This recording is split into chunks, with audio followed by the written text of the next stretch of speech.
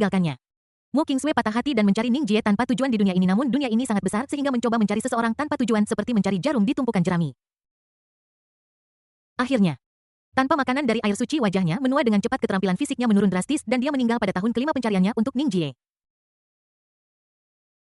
Dia meninggal dengan kebencian dan amarah yang mendalam.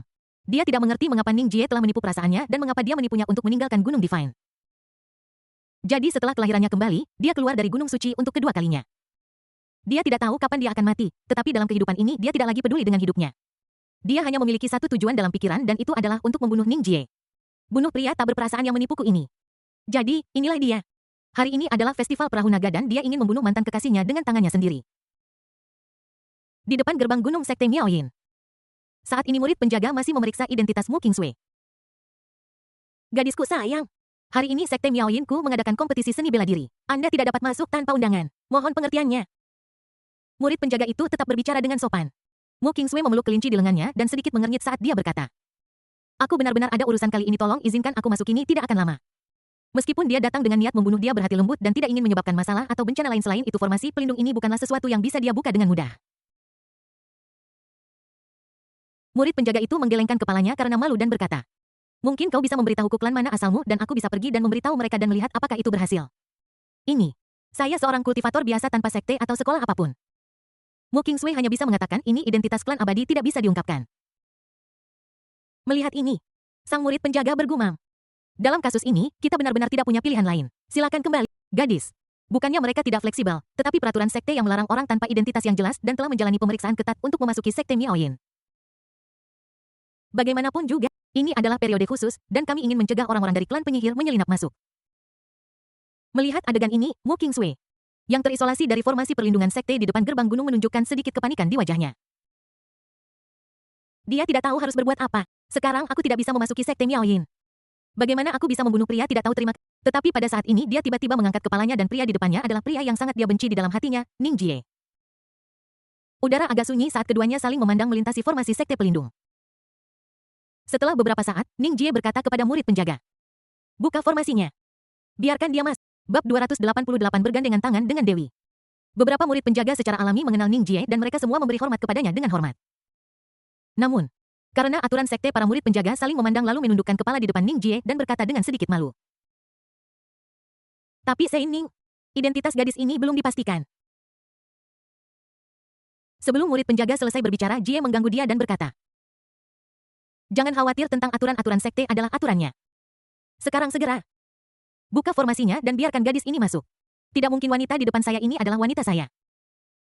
Tidak mungkin wanitamu terkunci di luar pintu bahkan setelah datang ke sini. Kan? Jika ini keluar, bagaimana aku akan bertahan di dunia bawah?" Melihat murid penjaga itu masih ragu-ragu, Ning Jie meninggikan suaranya dan berkata, "Apa kata-kata orang suci ini tidak berfungsi lagi kan?" Melihat Ning Jie tampak marah, beberapa murid penjaga secara alami tidak berani ragu lagi dan dengan cepat membuka celah dalam formasi untuk menyambut Mu Qingsui masuk. Namun, pada saat ini, Mu Qingsui masih menatap Ning Jie dengan tenang, agak tidak tergerak. Wajah yang familiar ini pernah memberinya begitu banyak kegembiraan, tetapi juga sangat menyakitinya. Melihat Ning Jie dari dekat lagi, Mu Qingsui tidak tahu bagaimana menghadapinya. Melihat Mu Qingsui menatapnya seperti itu, Ning Jie tidak bisa menahan perasaan gugup. Mungkinkah penampilanku menaklukkannya begitu cepat? Itu tidak benar.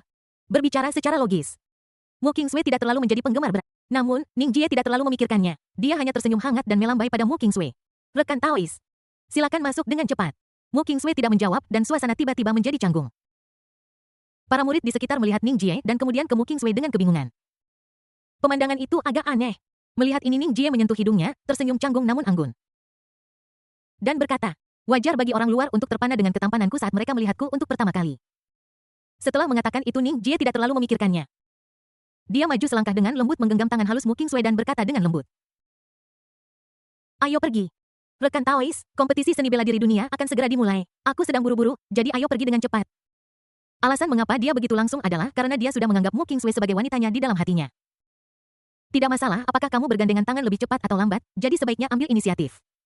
Adapun mengapa Mu Qingsui datang ke sekte Miaoyin, Ning Jie menduga bahwa itu pasti karena klan penyihir. Sekarang semua orang di dunia tahu bahwa klan penyihir telah muncul kembali. Sebagai dewi dari klan abadi, Mu Qingsui juga harus datang dan berpartisipasi dalam diskusi tentang rencana anti penyihir demi keselamatan klan abadi. Lagi pula, klan Nuwa tempat Linger berasal telah lahir, jadi tidak mengherankan jika klan abadi telah lahir. Namun, apa yang tidak pernah dia duga adalah bahwa Mu Qingsui datang ke sini bukan karena alasan lain selain untuk membunuhnya. Mu Qingsui tertegun ketika Ning Jie tiba-tiba meraih tangannya. Untuk sesaat pikirannya kosong. Perasaan hangat yang berasal dari telapak tangannya membuatnya memikirkan saat di kehidupan sebelumnya ketika dia meringkuk di lengan Ning Jie dan menyaksikan bintang-bintang bersama. Semuanya begitu indah dan hidup dalam pikiranku. Pada saat ini semua keluhan dan kesedihan di hatinya melonjak ke benaknya. Dia bahkan ingin menjatuhkan diri ke pelukan Ning Jie dan menangis menanyai mengapa dia melakukan itu. Tapi dia tetap menyerah. Karena dia tahu bahwa Ning Jie saat ini bukanlah Ning Jie di kehidupan sebelumnya. Dan dia belum pernah ke Gunung Suci. Tidak pernah ada perasaan apapun antara aku dan dia. Memikirkan hal ini, Mu Qingsui tidak bisa menahan diri untuk merasa bingung. Karena Ning Jie dalam kehidupan ini belum melakukan hal-hal itu, jika kita membunuhnya seperti ini, bukankah dia akan dituduh secara keliru?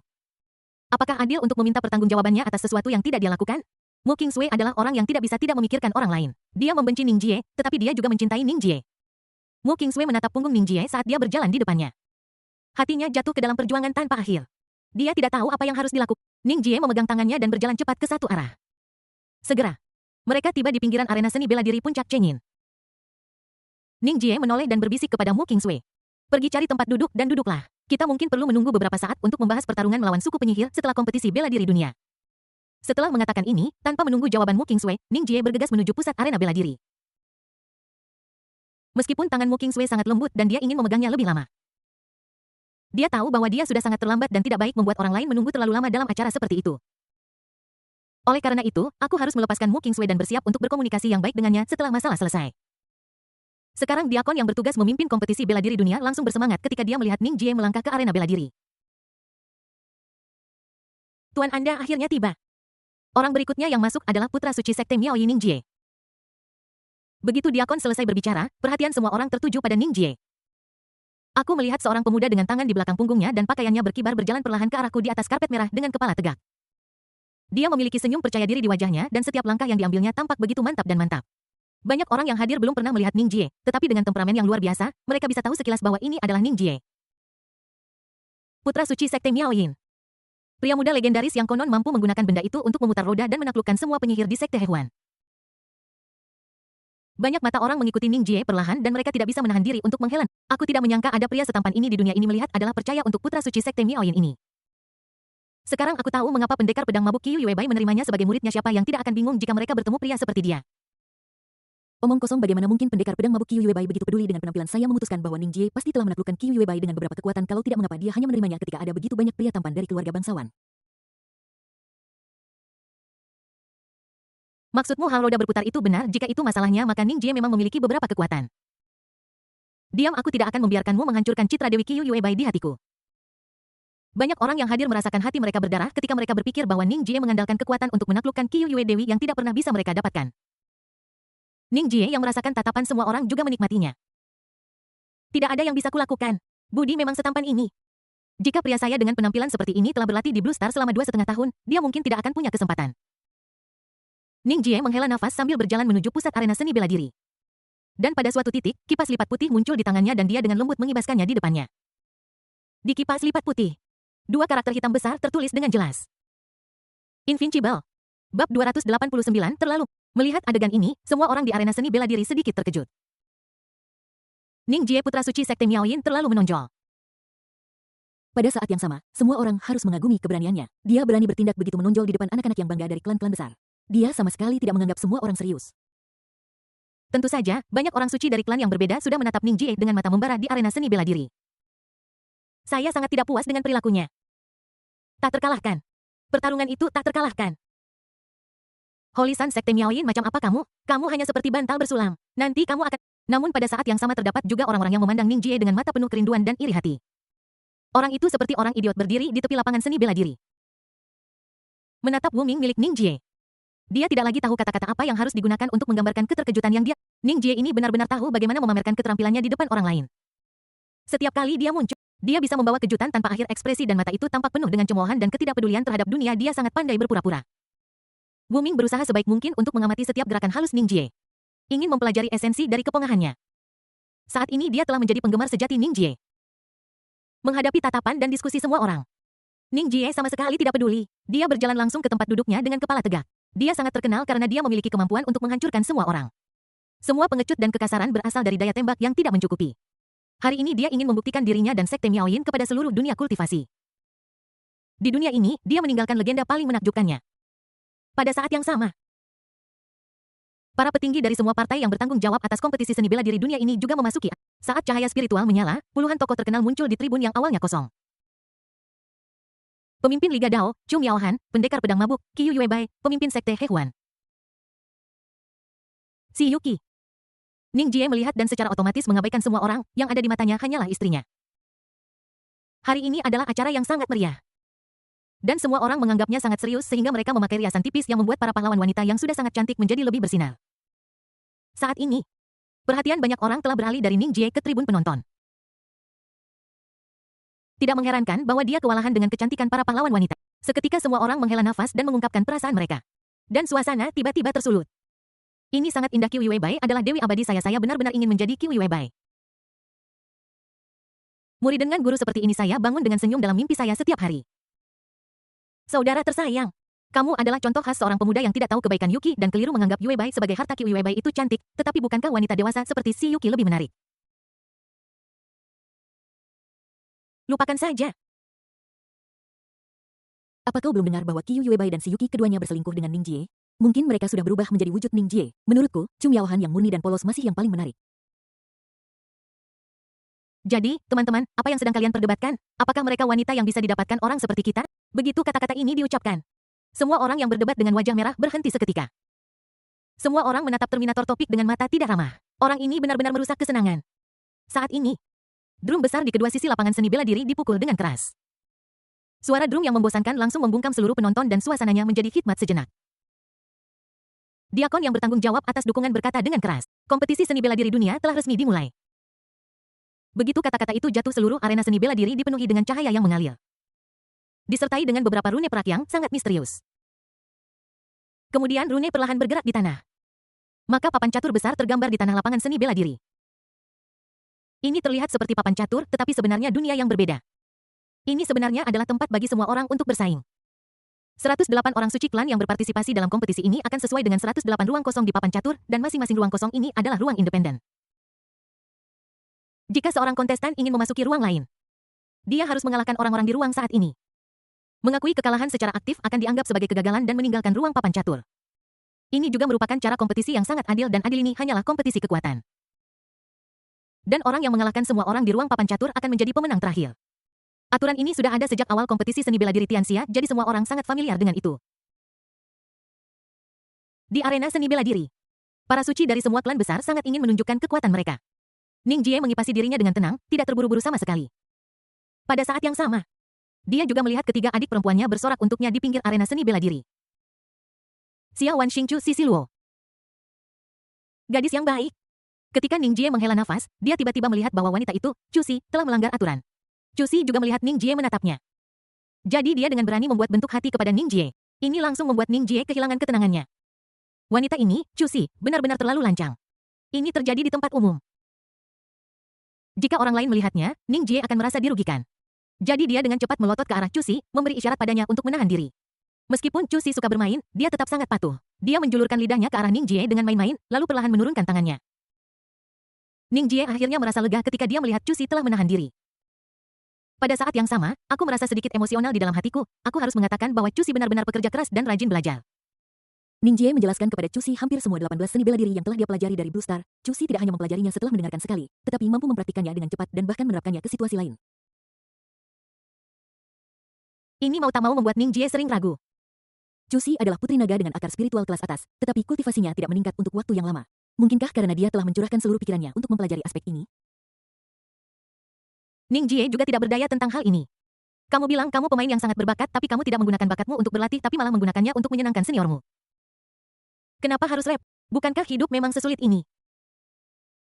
Meskipun dia mengeluh tentang Chu Si di dalam hatinya, melihat bagaimana Chu Si berusaha keras untuk membuat kakak seniornya bahagia, Ning Jie memutuskan untuk menunggu sampai kompetisi seni bela diri dunia selesai dan dia pasti akan membungkuk dalam-dalam kepada Chu Si. Ketika Ning Jie mendapatkan kembali ketenangannya, cahaya samar terpancar dari papan catur di bawah kakinya. Semua orang yang berdiri di papan catur tersedot ke dalam kotak-kotak terpisah.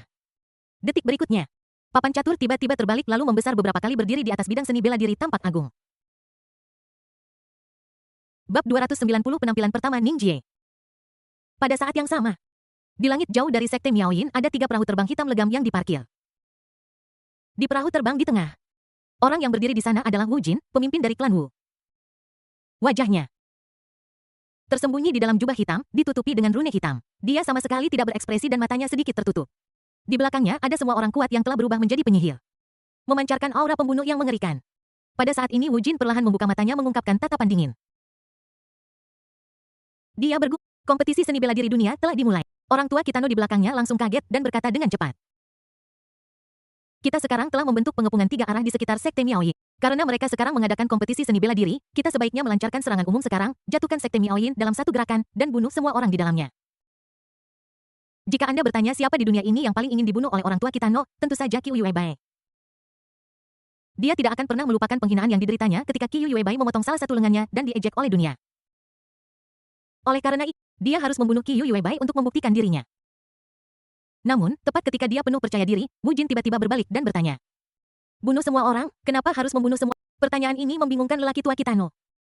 Dengan ragu bertanya, bukankah kita menyerang Sekte Miaoyin kali ini untuk balas dendam? Bukankah itu berarti kita ingin membunuh orang? Wu Jin menggelengkan kepalanya perlahan dan berkata. Anda tidak mengerti. Apa gunanya balas dendam? Bahkan jika mereka memenjarakanku selama ribuan tahun, apa masalahnya? Apa yang ingin kulakukan adalah Orang tua Kitano tampak bingung dan menggelengkan kepalanya. Tidak, saya tidak mengerti. Wu Jin tidak memberinya muka dan berteriak dengan dingin. Idiot, ingat, hanya ada 2 orang yang harus kita bunuh dalam perjalanan ini, Lin Bei dan Ning Jie. Namun, Lin Bei harus dibunuh oleh Ning Jie dan saya hanya menambahkan bahan bakar ke api. Kalian semua, ikuti perintah saya selama proses berlangsung. Jika ada yang berani bertindak sendiri, jangan salahkan saya jika saya bersikap kasar. Suara Wu Jin seperti guntur, membawa perasaan mengerikan yang menyebar ke seluruh 3 perahu terbang. Semua orang menundukkan kepala dan tidak berani berbicara. Hati lelaki tua Kitano dipenuhi dengan gelombang emosi saat ini. Dia tidak bisa mengetahui apa yang direncanakan Wu Jin. Sebenarnya, peristiwa apa ini yang memengaruhi seluruh benua Tianyan? Dia membenci orang-orang seperti Wu Jin yang hanya mengucapkan setengah dari kata-kata mereka, tetapi dia tidak berani mengungkapkan ketidakpuasannya dengan Wu Jin. Meskipun dia sekuat dirinya. Dia merasa bahwa dia tidak punya ruang untuk melawan di depan Wu Jin. Pada saat ini dia merindukan Huang Hao, orang yang banyak bicara. Sangat banyak, setidaknya dia bisa menjelaskan banyak hal dengan di arena seni bela diri Sekte Miaoyin. Semua orang menatap dengan saksama papan catur besar yang berdiri di atas lapangan pelatihan. Di setiap ruang papan catur, setiap detail peserta yang berpartisipasi dalam kompetisi seni bela diri dunia dapat dilihat dengan jelas. Saat papan catur perak itu bergetar sedikit, ruang independen di dalam papan catur mulai pecah, dan setiap kontestan melihat lawannya muncul di hadapannya. Kemunculan lawan-lawan ini acak masalah jika kamu bertemu dengan yang lemah. Tetapi jika Anda bertemu dengan seseorang yang kuat, maka Anda tidak beruntung. Di antara para pengambil uji coba ini, mereka yang paling ditakuti semua orang secara alami adalah Putra Suci Saksin dari Sekte Futu Buddhis dan Putra Suci Wang Qilin dari Sekte Tianjian. Bagaimanapun, ini adalah 2 orang terkuat dalam rumor tersebut. Kompetisi awal sangat cepat. Dan banyak orang dikirim pergi hanya dengan satu gerakan. Mereka yang dikirim pergi secara alami adalah mereka yang kekuatan keseluruhannya terlalu jauh tertinggal. Melihat para pecundang yang dikirim keluar dari ruang papan catur satu demi satu, suasana di antara penonton langsung membara. Semuanya, mengapa saya merasa bahwa kekuatan keseluruhan peserta dalam kompetisi seni bela diri dunia ini meningkat pesat? Mengapa ada yang tersingkir begitu cepat? Betul sekali. Lihat Wang Qilin dari Saint of the Sword Sect hari itu. Dia sudah mengalahkan 3 orang bahkan sebelum menghunus pedangnya. Saya pikir dia harus menjadi yang teratas dalam daftar kompetisi seni bela diri dunia ini. Itu mungkin tidak terjadi. Saya pikir yang teratas dalam daftar harus Sasin. Tubuhnya yang tidak bisa dihancurkan bukan hanya nama. Ngomong-ngomong, bukankah semua orang memperhatikan Putra Suci dari Sekte Miaoyin, Ning Jie? Aku merasa dia cukup kuat dan dia memasuki dimensi ketiga hampir tanpa usaha apapun. Ayolah, menurutku dia hanya pamer. Secara umum, semakin tinggi profil seseorang, semakin rendah kemampuannya. Jika kamu tidak percaya padaku, mari kita tunggu dan lihat. Jika dia memenangkan posisi, dia akan menjadi ayahku. Tidak hanya di Bintang Biru, ada orang di mana-mana yang berbicara besar hanya untuk pamer.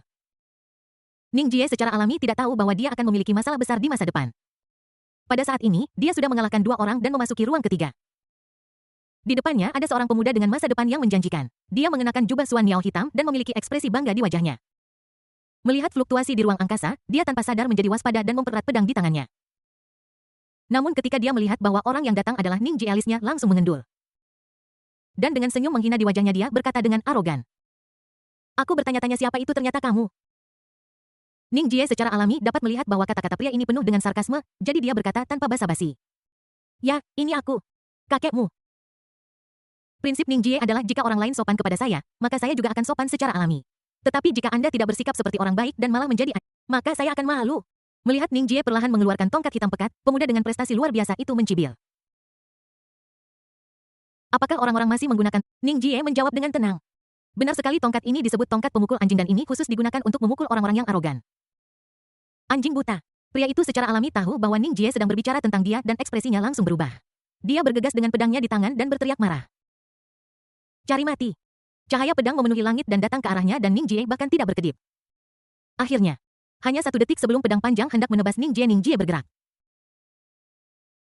Tapi dia hanya perlahan mengulurkan 2 jarinya. Dengan suara dentang. 2 jari Ning Jie sudah menjepit pedang pemuda itu. Pria itu terkejut dan ingin menghunus pedangnya, tetapi 2 jari Ning Jie terbungkus energi spiritual, mengunci pedang itu seperti sepasang tang. Ini adalah pertama kalinya Ning Jie menggunakan skill tingkat surgawi Divine Finger. Saya harus mengatakan kekuatan ini sangat bagus. Namun, Ning Jie sekarang merasa bahwa agak sia-sia menggunakan keterampilan magis seperti itu dalam pertempuran semacam ini. Jika akan digunakan, itu harus digunakan dalam pertempuran epik dengan si Yuki. Kurasa bahkan orang kuat seperti si Yuki akan kesulitan menahan jari ilahi ini. Benar. Saat berikutnya Ning Jie sedikit memutar jari-jarinya dan mematahkan pedang. Kemudian datang tendangan tanpa ampun. Mengirim pemuda itu terbang keluar dari papan catur seperti anjing mati. Adegan ini dilihat oleh semua orang. Untuk sesaat adegan itu menjadi sunyi. Bab 291 memulihkan otoritas suami. Semua orang tidak percaya bahwa Ning Jie benar-benar dapat menangkap pedang orang lain hanya dengan 2 jari. Mungkinkah dia juga telah berlatih tembakan langsung Vajra Buddhis yang tidak dapat dihancurkan? Dan bukankah kekuatannya terlalu kuat? Dia benar-benar mengalahkan seorang kultivator di puncak alam jin dan hanya dengan 1 gerakan. Mungkinkah dia berada di tahap Nas Chen Sol? Semua orang merasa ngeri ketika memikirkannya. Jika Ning Jie benar-benar berada di tahap Nas Chen Sol, maka ini terlalu berlebihan. Banyak orang di dunia luar tahu bahwa Ning Jie belum lama berada di Sekte Miaoyin, dan sungguh menakutkan bahwa dia telah berubah dari manusia biasa menjadi kultivator alam Nas Chen Sol yang kuat dalam waktu yang singkat.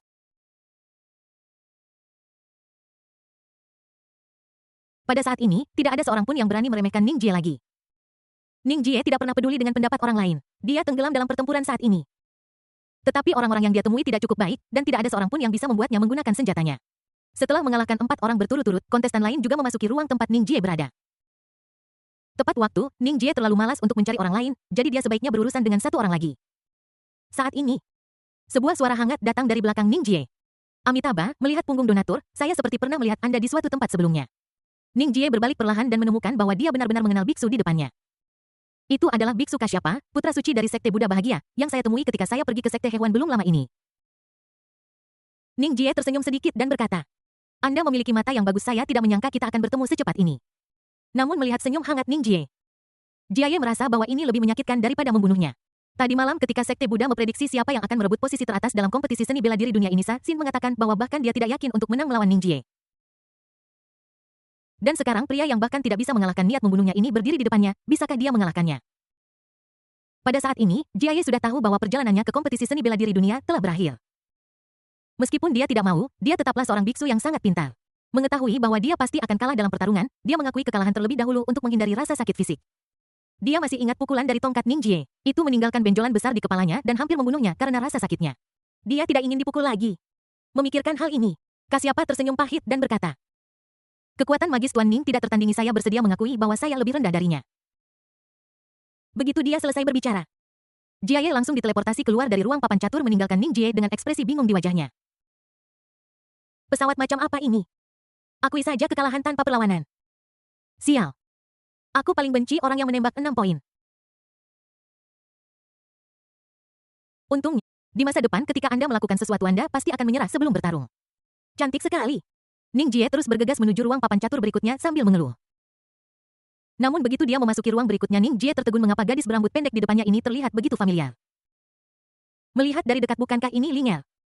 Ning Jie ingat bahwa Linger tidak ikut serta dalam kompetisi seni bela diri dunia di kehidupan sebelumnya, tetapi segalanya berubah di kehidupan ini.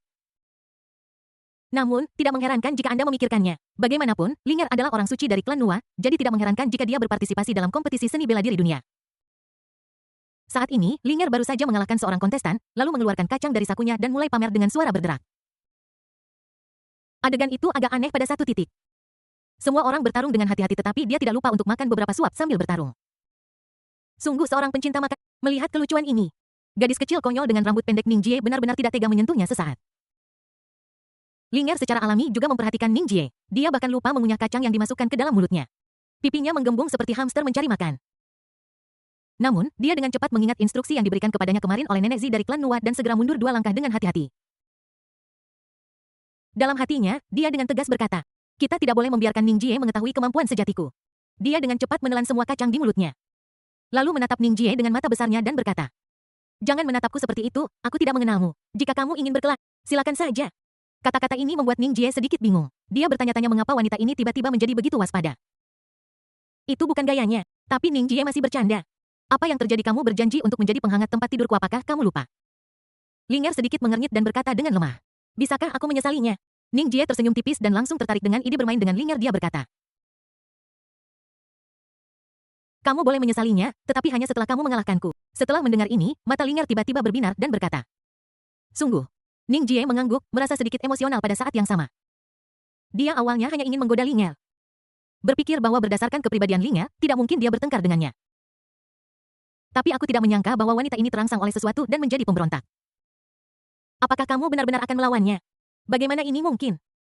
Hari ini dia akan memberi Linger pelajaran dan mengembalikan statusnya sebagai seorang suami. Linger secara alami tidak berpikir terlalu banyak. Dia berpikiran sederhana dan yang dia pikirkan hanyalah apa yang dikatakan Nenek Zi kepadanya kemarin. Jangan melakukan kontak dekat dengan pria untuk mencegah dirinya tidak dapat melepaskan diri setelah mengetahui jati dirinya yang sebenarnya.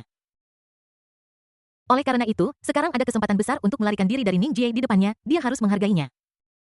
Melihat bahwa Linger telah menggulung lengan bajunya, memperlihatkan lengan putihnya yang ramping, Ning Jie tidak bisa menahan diri untuk tidak mengerutkan kening. Hukuman. Betulkah? Namun sebelum Ning Jie sempat bereaksi, Linger bergegas maju dengan tinju kecilnya yang melambai-lambai. Ning Jie tidak bisa menahan tawa melihat penampilannya yang garang dan agresif. Dia tanpa sadar mengulurkan tangan untuk memegang tinju Linger, tapi ketika tinju Linger menyentuh telapak tangannya, ekspresi Ning Jie tiba-tiba berubah. Dia merasa ada sesuatu yang salah. Sebuah kekuatan besar datang langsung dari tinju Linger. Ning Jie yang lengah mau tidak mau mundur 2 langkah di bawah dampak kekuatan ini. Setelah menstabilkan tubuhnya, Ning Jie menatap Linger dengan tak percaya. Kekuatan yang sangat besar. Apa yang dimakan wanita ini hingga tumbuh besar? Dalam kehidupan sebelumnya, Ning Jie tidak pernah bertarung dengan Linger, jadi tentu saja dia tidak memiliki penilaian yang akurat tentang kemampuan bertarung Linger. Dia tidak pernah menyangka bahwa Linger bisa memukulnya mundur hanya dengan satu pukulan. Melihat serangannya berhasil dan dia unggul, Linger tiba-tiba senang. Dia tersenyum dan mengangkat tinju merah mudanya yang kecil dengan ekspresi bangga di wajahnya.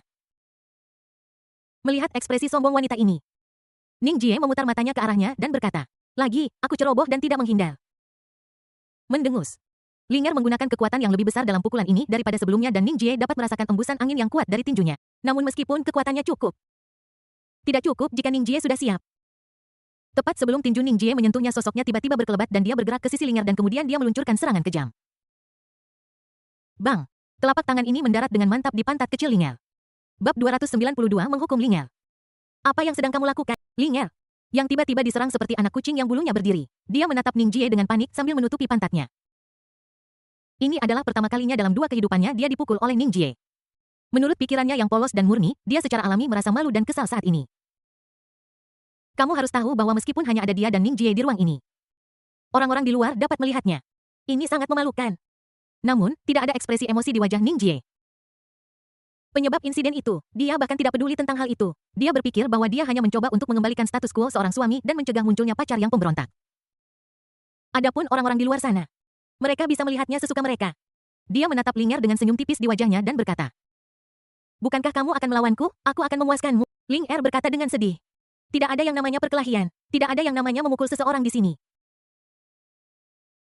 Ayolah, kau melawanku sekarang, kita hanya bertarung untuk menang atau kalah. Adakah aturan tentang di mana harus bertarung? Atau bagaimana kalau kau mengaku kalah padaku dan aku akan membiarkanmu?" Melihat penampilan hina Ning Jie, sungguh tidak mungkin untuk mengasosiasikannya dengan Ning Jie yang jujur di kehidupan sebelumnya.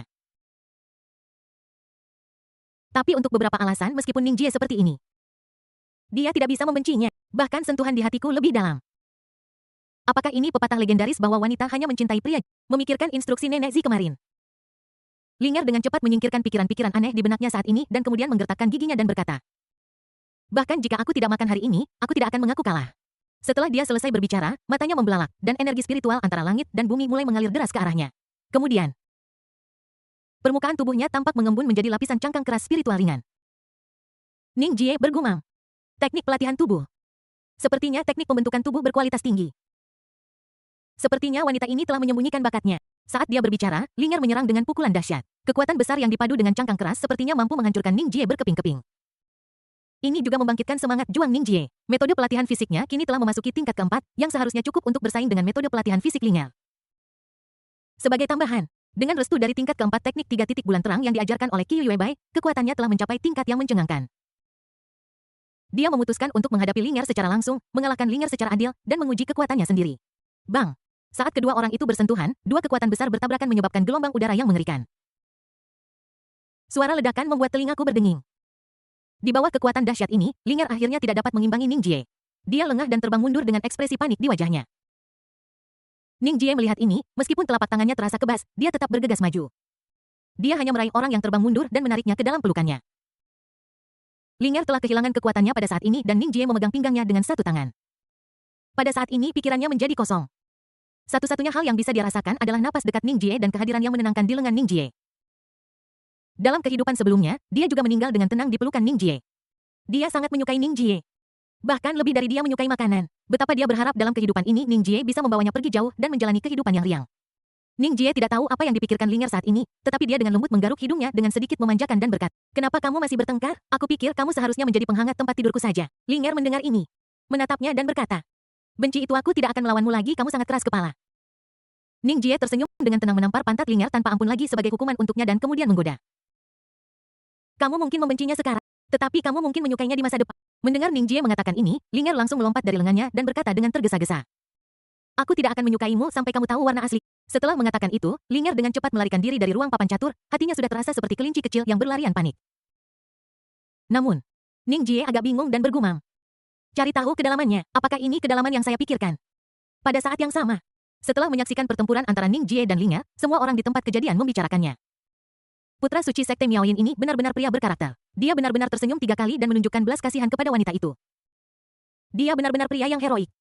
Kenapa aku merasa dia agak mesum? Apa kamu tidak melihatnya? Dia baru saja menamparkan pantat wanita itu. Apakah ini benar-benar sesuatu yang bisa dilakukan oleh putra suci dari sebuah sekte? Apa masalahnya? Kontak fisik tidak bisa dihindari selama perkelahian. Selain itu, aku juga ingin difoto oleh Ning Sengziput. Aku sudah tua dan jelek, jadi aku khawatir aku tidak akan memiliki kesempatan ini lagi. Jangan menyebut dirimu. Aku juga menginginkannya. Orang ini tidak normal, saudara-saudara, mohon jauhi dia. Bukan hanya murid-murid di bawah panggung yang membahas masalah ini. Tetapi bahkan tokoh-tokoh besar di platform penonton mengelilingi Ning Jie dan berbicara tentang dia dengan penuh minat. Seorang pemimpin klan yang suka bergosip membelai janggutnya dan berkata sambil tersenyum, "Aku tidak menyangka bahwa Ning Jie tidak hanya kuat tetapi juga orang yang menarik dan tergila-gila. Aku khawatir gadis dari suku Nuwa akan sangat terkesan padanya. Bagaimana menurutmu?" Awalnya dia berpikir bahwa ini akan membuatnya tampak lucu dan jenaka, tetapi dia malu sedetik kemudian. Saat dia mengatakan ini, Qiyu Yuebai, Chung Yaohan, dan Si Yuki berteriak kepadanya dengan dingin pada saat yang sama. "Diam. Masing-masing dari ketiga orang ini adalah kelas berat, jadi sungguh luar biasa bahwa mereka semua mengutuk pada waktu yang sama. Mungkinkah ini semua karena Ning Jie? Kerja bagus. Apa yang sebenarnya dilakukan anak bernama Ning Jie ini hingga ketiga orang ini sangat mendukungnya?" Orang-orang penting di atas panggung saling memandang, hati mereka penuh keraguan. Tetapi mereka tidak berani mengatakan apapun. Pada saat yang sama, mereka secara otomatis menghindari topik tentang Ning Jie untuk menghindari mempermalukan diri sendiri. Saat ini, Qiyu Yuebai, Chung Yaohan, dan Si Yuki semuanya tampak sangat buruk. Melihat Ning Jie menggoda gadis lain bahkan selama kompetisi seni bela diri dunia, mereka secara alami sangat tidak senang. Memikirkan bagaimana cara menghukum Ning Jie setelah masalah ini selesai. Dibandingkan dengan Qiyu Yuebai dan dua lainnya di atas panggung, Xiao Wanxing dan yang lainnya di antara penonton bahkan lebih belak-belakan. Xiao Wanxing mendengus ringan, mengungkapkan ketidakpuasannya pada Ning Jie. Si Luo mengutuk pelan. "Pria bau sialan. Betapa tidak tahu." Cusi tidak mengatakan apapun tetapi mengeluarkan buku catatan kecil dan diam-diam menuliskan nama Ling'er di dalamnya. Bab 293. Cusi yang bersih dan berdisiplin diri. Dan di antara hadirin, Dewi Mu Kingsway juga diam-diam menyaksikan semua yang terjadi di ruang papan catur. Dia melihat tindakan ambigu Ning Jie dengan wanita lain dan kemudian berpikir tentang bagaimana Ning Jie baru saja memegang tangannya. Dan dia tidak bisa menahan perasaan sedikit marah. Bajingan ini. Dia benar-benar menyentuh bagian pribadi orang lain di depan umum. Dia tidak pernah melakukan ini padaku di kehidupan sebelumnya. Mu Kingsway merasa sedikit cemburu sesaat dan sangat tidak puas dengan perilaku Ning Jie. Tapi dia segera bereaksi dan berpikir sendiri. Aku di sini untuk membunuhnya, apa yang dia lakukan pada wanita lain bukan urusanku. Memikirkan hal ini, rasa dingin di wajah Mu Kingsway, yang perlahan menghilang karena tangan Ning Jie yang memegangnya, muncul kembali di wajahnya. Dia memutuskan bahwa ketika Ning Jie keluar dari ruang catur, dia akan membunuhnya dengan satu panah. Pada saat ini ada sedikit niat membunuh di matanya. Niat membunuh yang samar ini juga diperhatikan oleh Qiyu Yuebai di tribun penonton. Dia perlahan meletakkan kendi anggur dan dengan hati-hati mencari di antara penonton, tetapi niat membunuh itu seolah-olah hanya muncul sekilas, hanya muncul sesaat, dan kemudian menghilang. Qiyu Yuebai mengerutkan kening dan berpikir dalam hati. Mungkinkah perasaanku salah, tapi itu jelas ada barusan. Pada saat yang sama, Ribuan mil jauhnya dari Sekte Miaoyin, sebuah perahu naga besar terbang di langit. Ada banyak orang berdiri di atas perahu naga. Tetapi jika Anda melihat dari dekat, Anda akan menemukan bahwa ini sebenarnya bukan manusia. Beberapa dari mereka memiliki tanduk di kepala mereka sementara yang lain botak dengan lapisan sisik halus. Mereka adalah orang-orang dari Istana Naga di Laut Cina Timur. Berdiri di bagian depan perahu naga adalah Ao Sun, Raja Naga Tua dari Laut Cina Timur.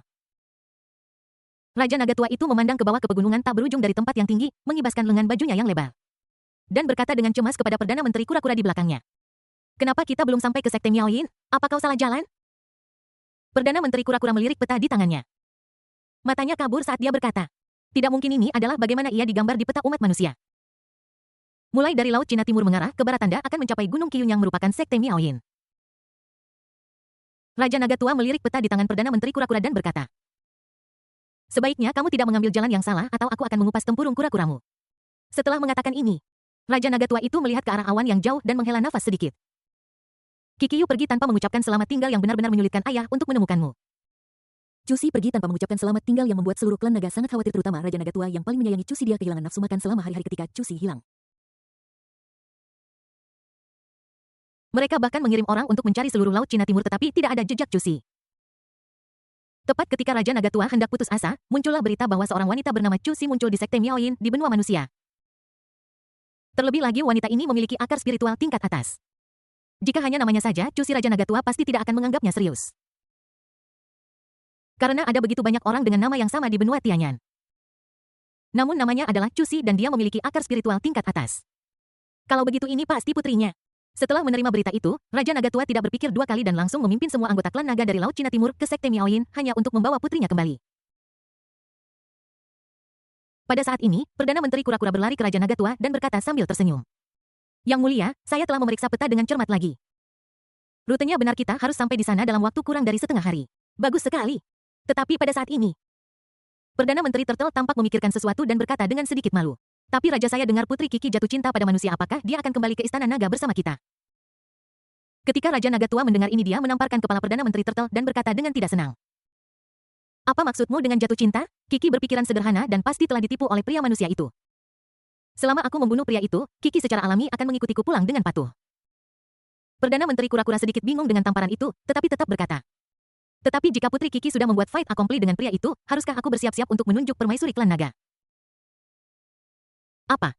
Mendengar ini, mata Raja Naga Tua melebar dan dia berkata, mustahil, tidak seorang pun mengenal putriku lebih baik dariku. Kiki pintar dan dia menjaga dirinya tetap bersih.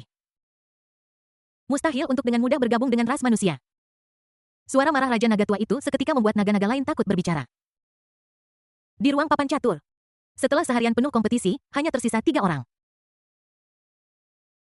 Niat membunuh Sekte Futu Wang Qilin dari Sekte dan Ning Jie dari Sekte Miaoyin. Saat ini ruang papan catur juga menghilang dengan sendirinya setelah semua. 3 teratas sudah diputuskan dan tidak perlu lagi ada ruang papan catur. Saat ruang papan catur menghilang, mereka bertiga mendarat dengan mantap di tempat latihan Sekte Miaoyin. Diakon yang bertugas memimpin kontes Tian Xia Wushu buru-buru membacakan.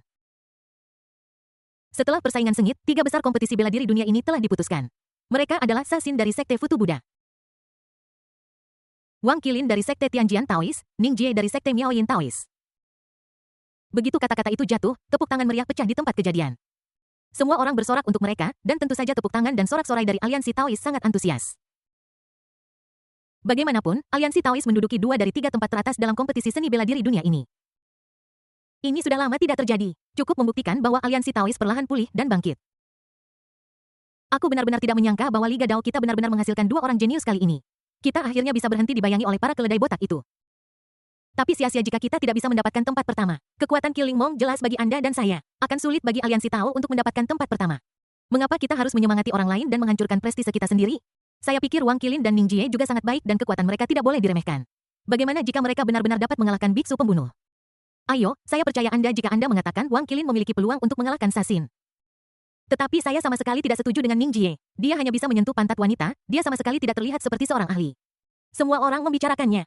Tetapi kecuali orang-orang dari Sekte Miaoyin dan mereka yang akrab dengan Ning Jie, hampir semua orang pesimis tentang Ning Jie. Lagi pula, bagaimana mungkin seorang master memenangkan pertempuran dengan menyentuh pantat orang lain? Pada saat ini Diakon di atas panggung mengeluarkan 3 tongkat emas dan berkata dengan lantang. Tenang. Sekarang silakan minta ketiga kontestan untuk mengundi. 1 orang akan mendapatkan bye dalam undian ini dan akan langsung melaju ke final. Setelah mengatakan ini, pelayan itu mendorong tongkat emas ke arah Ning Jie dan dua lainnya, dan berkata perlahan. Kalian bertiga, siapa yang akan maju duluan? Ketiganya saling memandang dan Ning Jie berkata dengan santai. Aku tak terkalahkan, kau bisa melakukan apapun yang kau mau. Bab 294 Tiga adik perempuan yang cemburu. Sasin dan Wang Qilin saling memandang dan tidak ada satupun dari mereka yang menolak. Mereka hanya mengulurkan tangan dan mengambil tongkat emas. Ning Jie menunggu sampai keduanya selesai merokok sebelum dia perlahan-lahan bertindak. Namun ketika dia melihat dua kata besar selamat tinggal tertulis di belakang tanda tangan emas, Ning Jie hanya tersenyum tipis. Kemudian dia mengeluarkan kipas lipatnya dan berkata dengan tenang. Aku tidak bisa menahannya, keberuntunganku memang sebaik ini terusnya, kalian silakan bertarung. Aku akan pergi jalan-jalan. Sasin menggelengkan kepalanya dan tersenyum pahit. Amitabha. Wajah Wang Qilin tanpa ekspresi. Dia hanya mengepalkan tinjunya ke arah Sasin dan berkata. Mohon pencerahannya. Saat Ning Jie meninggalkan tempat latihan, Sasin dan Wang Qilin secara resmi memulai konfrontasi mereka. Ada jarak puluhan meter antara kedua pria itu, dan mereka saling memandang dengan tenang, seolah-olah mereka ingin menemukan beberapa kekurangan dari pihak lain melalui konfrontasi. Waktu berlalu dan tak satu pun dari mereka bergerak. Karena mereka semua tahu dalam hati bahwa pihak lain pasti tidak mudah untuk dihadapi. Ning Jie sudah tiba di kursi penonton saat ini dan duduk di sebelah tiga adik perempuannya dengan senyum di wajahnya. Tetapi dia terkejut menemukan bahwa ketiga adik perempuannya semua memalingkan kepala dan tidak mau melihatnya.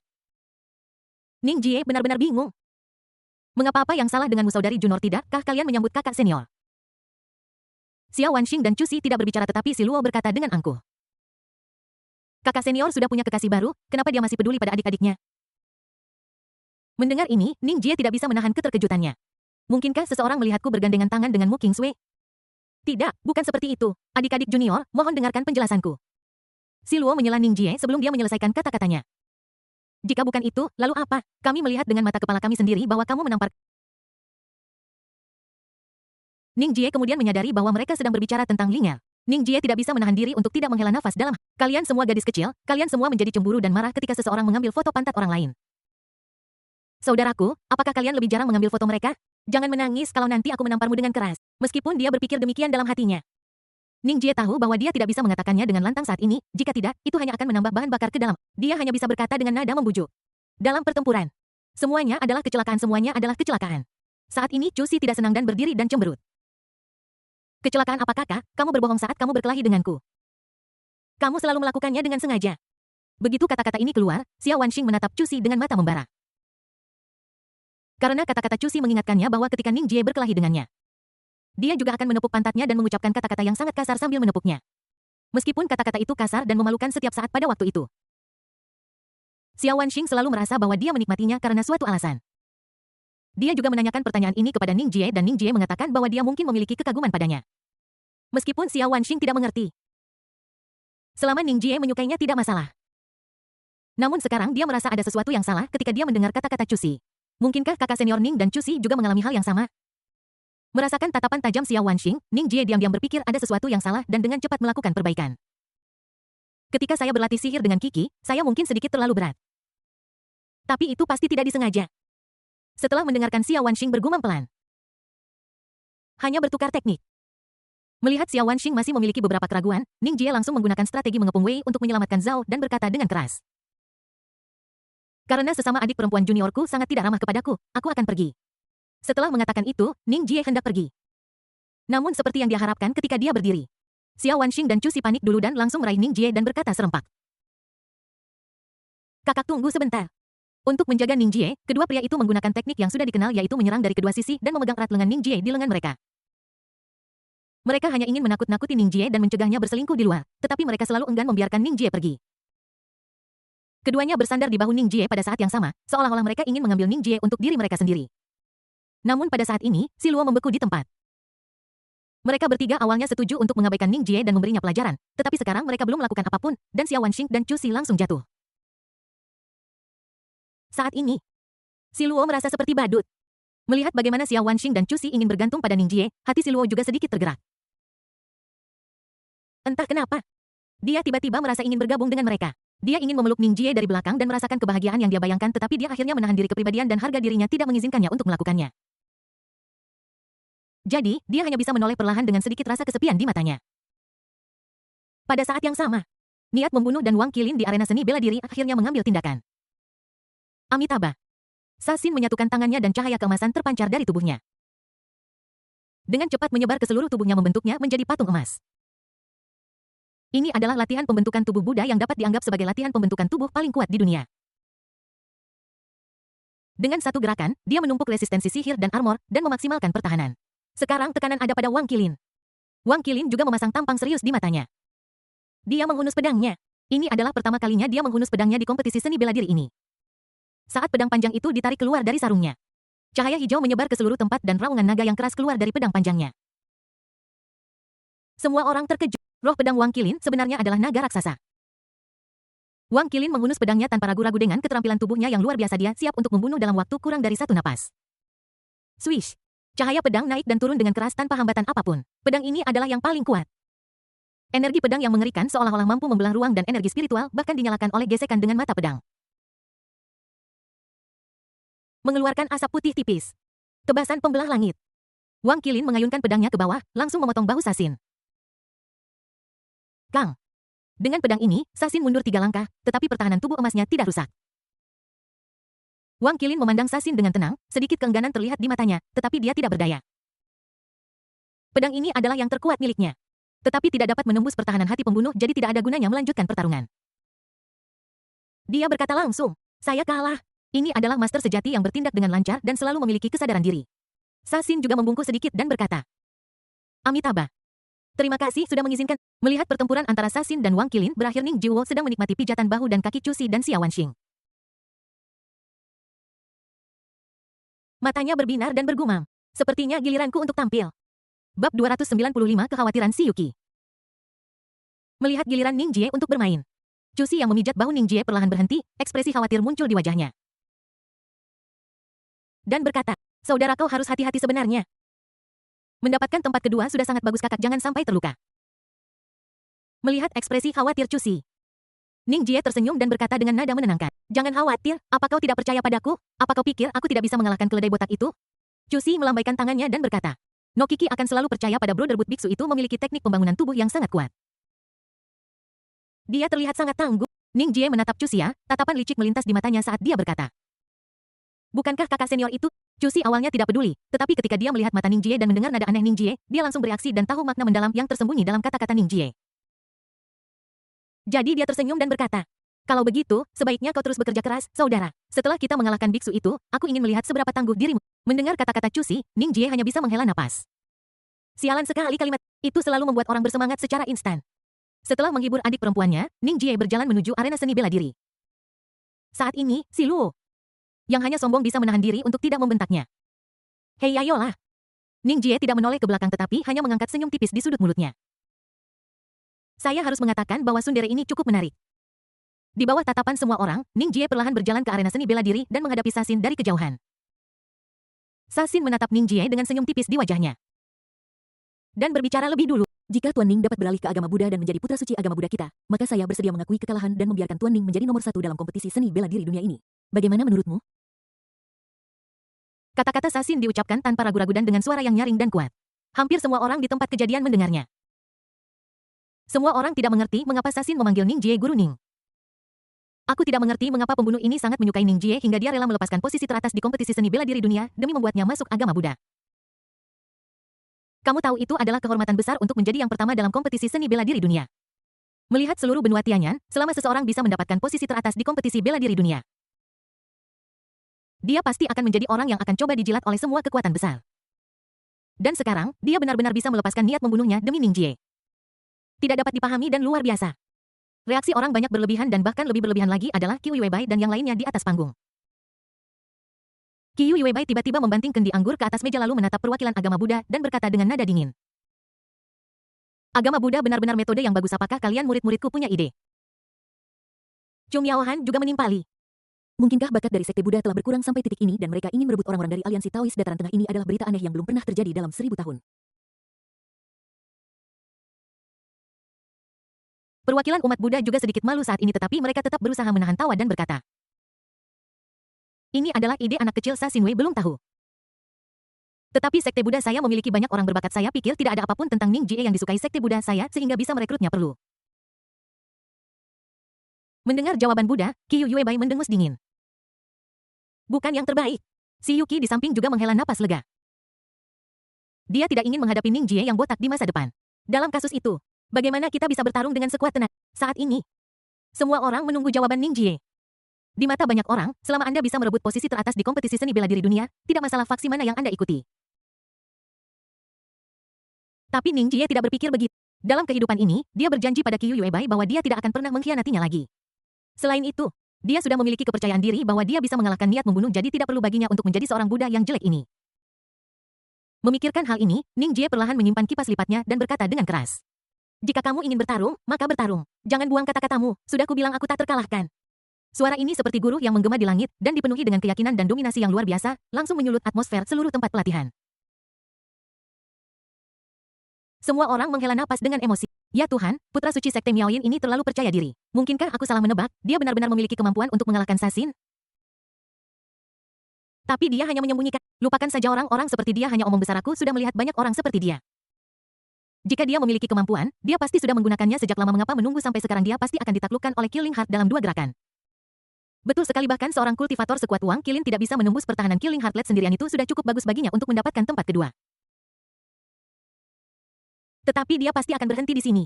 Hei, aku bertanya-tanya, apakah kalian masih anggota aliansi Dao? Mengapa kalian mencoba meningkatkan moral orang lain tetapi menghancurkan prestise kalian sendiri? Bisakah Anda berharap untuk sesuatu yang lebih baik? Saya sangat terkesan dengan kali. Ada banyak orang di tempat kejadian yang membuat komentar sarkastik dan Ning Jie secara alami dapat mendengar mereka. Tapi dia hanya tersenyum pada ini. Dia telah melihat banyak orang seperti ini. Orang-orang itu sama, tidak hanya di benua Tianyan, tetapi juga di Bintang Biru. Ada banyak orang di sekitar kita yang tidak kompeten tetapi tidak tahan melihat orang lain lebih baik dari mereka, bahkan jika orang itu adalah teman atau saudaranya. Mereka tidak ingin Anda berhasil. Aku tidak ingin kamu menjadi lebih baik dari... Ini adalah kecemburuan manusia. Ning Jie sudah mengetahuinya sejak lama. Oleh karena itu yang harus dia lakukan hari ini adalah menggunakan kekuatan sejatinya untuk membuat orang-orang ini diam. Pada saat ini, aura Ning Jie mulai naik perlahan, dan energi spiritual di sekitarnya mengalir perlahan dan cepat, bahkan membentuk pusaran dengan dia sebagai pusatnya. Pada saat yang sama, para murid di depan gerbang Gunung Sekte Miaoyin datang dengan tergesa-gesa untuk melaporkan bahwa klan naga telah tiba, dan Raja Naga Tua memimpin timnya sendiri. Semua orang di tribun merasa itu sedikit tidak bisa dipercaya. Klan naga telah tinggal di kedalaman Laut Cina Timur selama bertahun-tahun dan tidak memiliki kontak dengan manusia. Mengapa mereka tiba-tiba datang hari ini? Karena statusnya sebagai pembawa acara, pemimpin Sekte Yin tidak mengabaikannya sama sekali dan memilih untuk pergi dan menyapa anggota klan naga secara langsung. Kemudian Raja Naga Tua datang perlahan di bawah kepemimpinan Master Sekte Yin. Saat Chu Si melihat Raja Naga Tua, dia tertegun. Dia tidak percaya mengapa ayahnya ada di sini. Di tribun penonton, semua orang saling menyapa, mencoba memenangkan hati klan naga untuk bertarung bersama melawan klan penyihir. Tetapi Raja Naga Tua juga seorang pria yang cerdik, dia hanya mengatakan bahwa dia hanya di sini untuk membawa putrinya kembali. Tanpa kejutan apapun, Chu Si dibawa ke hadapan Raja Naga Tua. Melihat putrinya, Raja Naga Tua mengubah perilaku biasanya, menyeka air matanya dan menatap Chu Si dan berkata, Putri, kau benar-benar membuat ayahmu kesulitan menemukanmu. Mengapa kau tidak datang jauh-jauh ke Sekte Miaoyin? Kembalilah bersama ayahmu hari ini. Setelah mengatakan itu, dia hendak menarik Chu Si menjauh. Tapi Chu Si melepaskan diri darinya dan berkata sambil melihat sosok Ning Jie di lapangan. Tidak, aku ingin tetap bersama kakak senior Ning, aku tidak akan kembali. Begitu kata-kata ini diucapkan, Raja Naga Tua tiba-tiba merasa malu. Bab 296 Tubuh Emas Sejati. Sebelum Raja Naga Tua datang, dia bersumpah kepada bawahannya bahwa Chu Si pasti akan kembali ke Istana Naga bersamanya setelah melihatnya. Tapi sekarang, baru saja dimulai. Aku ditampar wajahku. Raja Naga Tua tersenyum canggung dan berkata, Kiki Stop membuat masalah. Katakan padaku jika ayahmu melakukan kesalahan dan aku akan segera memperbaikinya. Lalu kembalilah ke Laut Cina Timur bersamaku. Namun, Chu Si sama sekali tidak berkompromi. Ini tidak ada hubungannya denganmu. Aku hanya ingin bersama kakak Ning. Ketika Raja Naga Tua mendengar ini, dia mengikuti pandangan Chu Si dan melihat Ning Jie di tengah lapangan seni bela diri. Saat ini, Raja Naga Tua juga marah. Lagi pula, tidak mungkin seorang ayah tidak marah ketika melihat putrinya yang dibesarkannya dengan susah payah, memihak seorang pria dan bahkan tidak mau pulang demi pria ini. Dia menunjuk Ning Jie dan berkata, apakah ini orang yang membuatmu rela meninggalkan segalanya di Laut Cina Timur?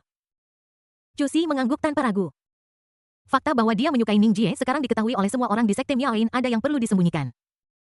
Raja Naga Tua mendengus dingin dan menyeringai. Akar spiritualmu sedikit istimewa. Tetapi kamu hanya berada di tahap Nas Chen Sol. Terlebih lagi, kamu sangat lembut dan cantik. Kamu sama sekali tidak terlihat seperti permaisuri naga. Ayahmu tidak akan pernah mengizinkan kalian bersama. Gaya estetika ras naga dan ras manusia berbeda, menjadi kuat dan berotot adalah yang mereka kejar. Tapi Ning Jie jelas bukan dari gaya ini. Tambahan pula, Chu Si malah membantahnya karena Ning Jisoo Raja Naga Tua secara alami tidak senang sehingga kesan Ning Jie di benaknya juga menjadi lebih buruk. Cusi juga sangat tidak senang ketika dia mendengar apa yang dikatakan Raja Naga Tua. Dia melototi Raja Naga Tua dan berkata, "Kamu tidak mengenalnya sama sekali. Oke, aku akan mengawasi di sini hari ini. Aku ingin melihat kekuatan macam apa yang dia miliki yang Setelah mengatakan itu Raja Naga Tua yang sangat marah hingga janggutnya berkibar dan matanya melotot. Duduk langsung dan menatap Ning Jie dengan saksama. Dia ingin melihat bagaimana anak laki-laki manusia ini berbeda dari yang lain. Seorang anak laki-laki manusia muda tanpa apa-apa ingin menjadi pendamping anggota klan naga. Itu tidak mungkin. Pada saat yang sama, di arena seni bela diri, pertarungan antara Ning Jie dan Sasin juga dimulai. Ning Jie bergerak dan mengambil inisiatif menyerang. Satu pukulan. Itu menghantam langsung ke arah niat membunuh. Itu tampak biasa saja, tetapi bercampur dengan kekuatan yang sangat dahsyat. Meskipun Sasin sudah mempersiapkan diri secara mental, dia masih terkejut dengan kekuatan Ning Jie saat ini. Dia tidak berani meremehkan kekuatan Ning Jie dan hanya menyilangkan tangannya di depan dadanya. Mencoba menyelesaikan serangan itu. Namun pada saat pukulan pertama menghantam, kekuatan itu masih membuat lengan pria pembunuh itu mati rasa. Dia dengan cepat menyesuaikan kondisinya dan tiba-tiba menendang ke samping. Berusaha memaksa Ning Jie untuk menjauhkan diri darinya. Namun, Ning Jie hanya berbalik ke samping dan dengan licik menghindari serangan mematikan itu kemudian dengan bantuan bulan terang 3 bagian. Pukulan lain datang sebelum dia mendarat. Kekuatan pukulan ini dikalikan dengan kekuatan pukulan sebelumnya. Ekspresi Sasin tiba-tiba berubah dan dia buru-buru mempraktikkan teknik pemurnian tubuhnya. Cahaya keemasan langsung menyelimuti seluruh tubuhnya membuatnya merasa seperti sedang bermandikan cahaya suci. Kekuatan setiap pukulan Ning Jie meningkat secara eksponensial tampaknya menyebabkan pukulan represif terhadap niat membunuh. Namun Ning Jie tahu betul dalam hatinya bahwa ini jauh dari cukup untuk menyebabkan dia membunuh. Harus saya katakan bahwa keterampilan bertahan Buddhis memang memiliki kelebihan mereka benar-benar sangat kuat. Namun, Ning Jie tidak merasa tertekan dengan hal ini karena keterampilan bertahan semacam ini tidak hanya dimiliki oleh agama Buddha, dia juga memilikinya. Teknik tingkat surgawi tubuh emas abadi yang diberikan oleh sistem kini telah tumbuh ke tingkat yang menakutkan seiring dengan pertumbuhan kultivasinya. Hari ini Ning Jie memiliki kesempatan untuk mencoba kekuatannya.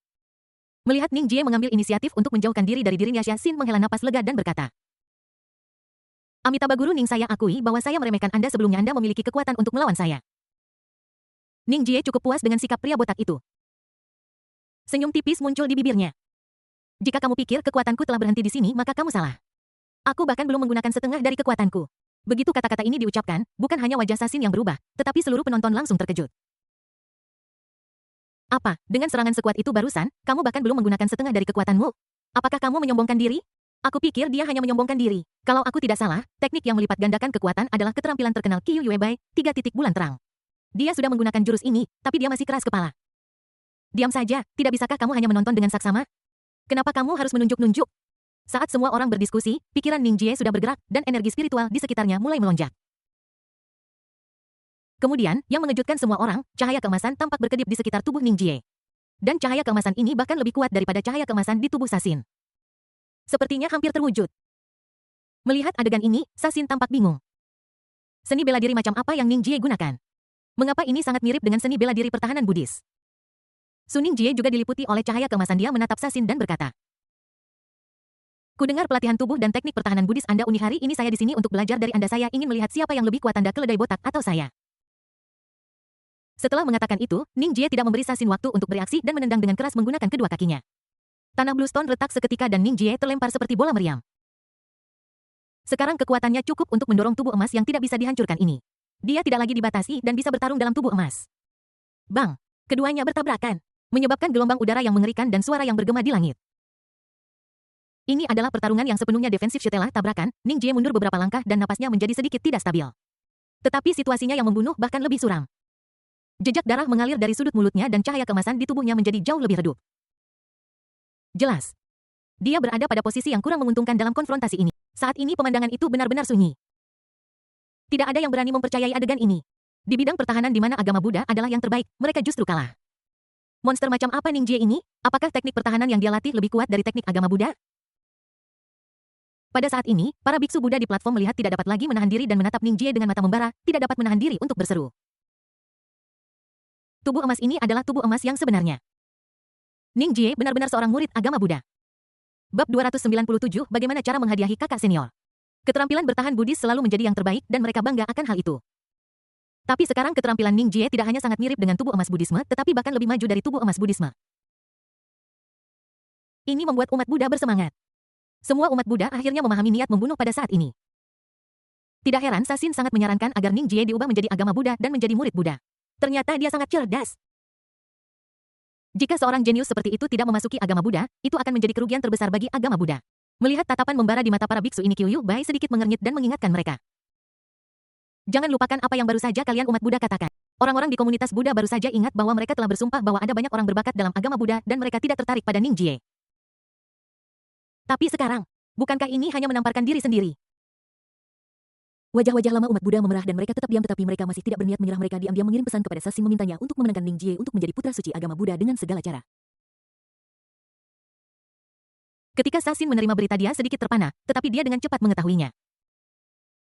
Tepat ketika Ning Jie menggunakan tubuh emas, dia sudah merasa ada sesuatu yang salah. Teknik pertahanan Ning Jie jelas lebih maju daripada teknik Buddhis. Sekarang tampaknya para tetua Buddha itu juga sudah mulai menghargai bakat. Karena itu masalahnya. Sasin memutuskan untuk mencobanya. Dia menatap Ning Jie dengan tenang dan berkata perlahan. Amitabha Guru Ning benar-benar membuka mata saya. Bagaimana kalau kita bertaruh pada pertempuran ini?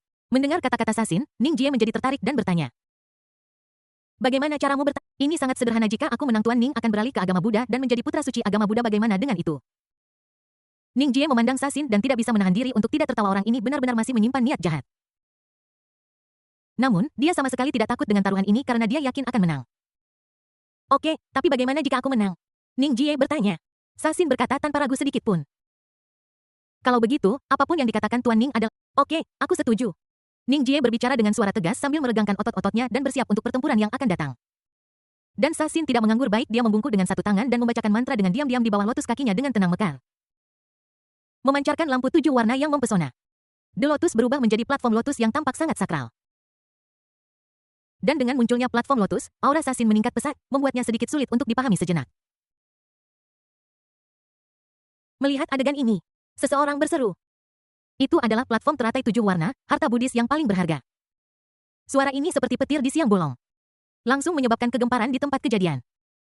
Dikabarkan bahwa platform teratai 7 warna adalah harta karun Buddha. Di antara banyak harta Buddhisme, itu dapat dianggap sebagai tingkat pertama. Platform teratai ini dapat sangat meningkatkan semua aspek kualitas pengguna. Ini hanyalah harta karun yang diciptakan untuk pertempuran. Aku tidak menyangka bahwa sekarang ia telah diberkahi dengan kekuatan membunuh oleh Buddhisme. Semua orang tidak bisa tidak khawatir tentang Ning Jie. Qiu Bai dan yang lain di atas panggung juga sedikit mengernyit. Ekspresi mereka penuh ketegangan dan mereka diam-diam mengutuk agama Buddha karena tercela. Untuk mendapatkan Ning Jie, dia bahkan menggunakan harta karun agama Buddha yang sangat berharga. Aku ingin tahu apakah Ning Jie masih bisa. Sesaat mereka dipenuhi dengan kecemasan. Tetapi tidak berdaya. Raja Naga Tua di samping juga tenggelam dalam pikiran saat ini. Harus dikatakan bahwa penampilan Ning Jie barusan mengejutkannya. Klan naga membanggakan diri dengan fisik mereka yang kuat. Dan pertahanan mereka bahkan lebih menakjubkan. Namun dibandingkan dengan Buddhisme, klan naga masih sedikit lebih rendah. Namun anak ini, Ning Jie, benar-benar mempraktikkan metode pelatihan fisik yang memalukan dan sombong. Bahkan agama Buddha pun tidak bisa menandinginya. Fisiknya yang kuat sungguh mengerikan, dan sulit untuk tidak mengaguminya. Namun karena kata-kata kasar yang baru saja dia ucapkan, Raja Naga Tua tetap diam. Cusi mengenal Raja Naga Tua dengan baik dan berkata dengan bangga saat ini. Lihat, sudah kubilang bahwa saudara Ning adalah yang terbaik. Dia mengatakan ini dengan sengaja agar Raja Naga Tua mendengarnya, tetapi Raja Naga Tua tidak berbicara, tetapi Perdana Menteri Penyu di sampingnya berkata dengan gembira. Betul sekali, pria muda dari ras manusia ini sangat bagus. Jika dia dilatih, dia pasti akan menjadi orang yang kuat. Dia benar-benar permaisuri dari ras nagaku.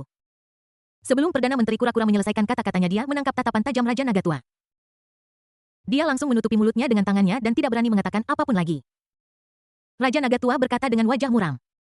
Sekte Buddha telah menggunakan platform lotus 7 warna, anak ini pasti akan kalah. Cusi secara alami sangat percaya pada Ning Jie. Dia mengangkat kepalanya dan berkata dengan bangga. Kakak senior Ning pasti akan menang. Pada saat yang sama, dia juga berpikir tentang bagaimana memberi penghargaan kepada Ning Jie setelah stocking sutra es putih yang dikenakan sebelumnya. Baiklah, aku akan memakai stocking seperti jaring ikan kali ini. Sepertinya aku belum pernah memakainya sebelumnya. Aku yakin kakak senior Ning akan menyukainya. Hanya dalam beberapa menit.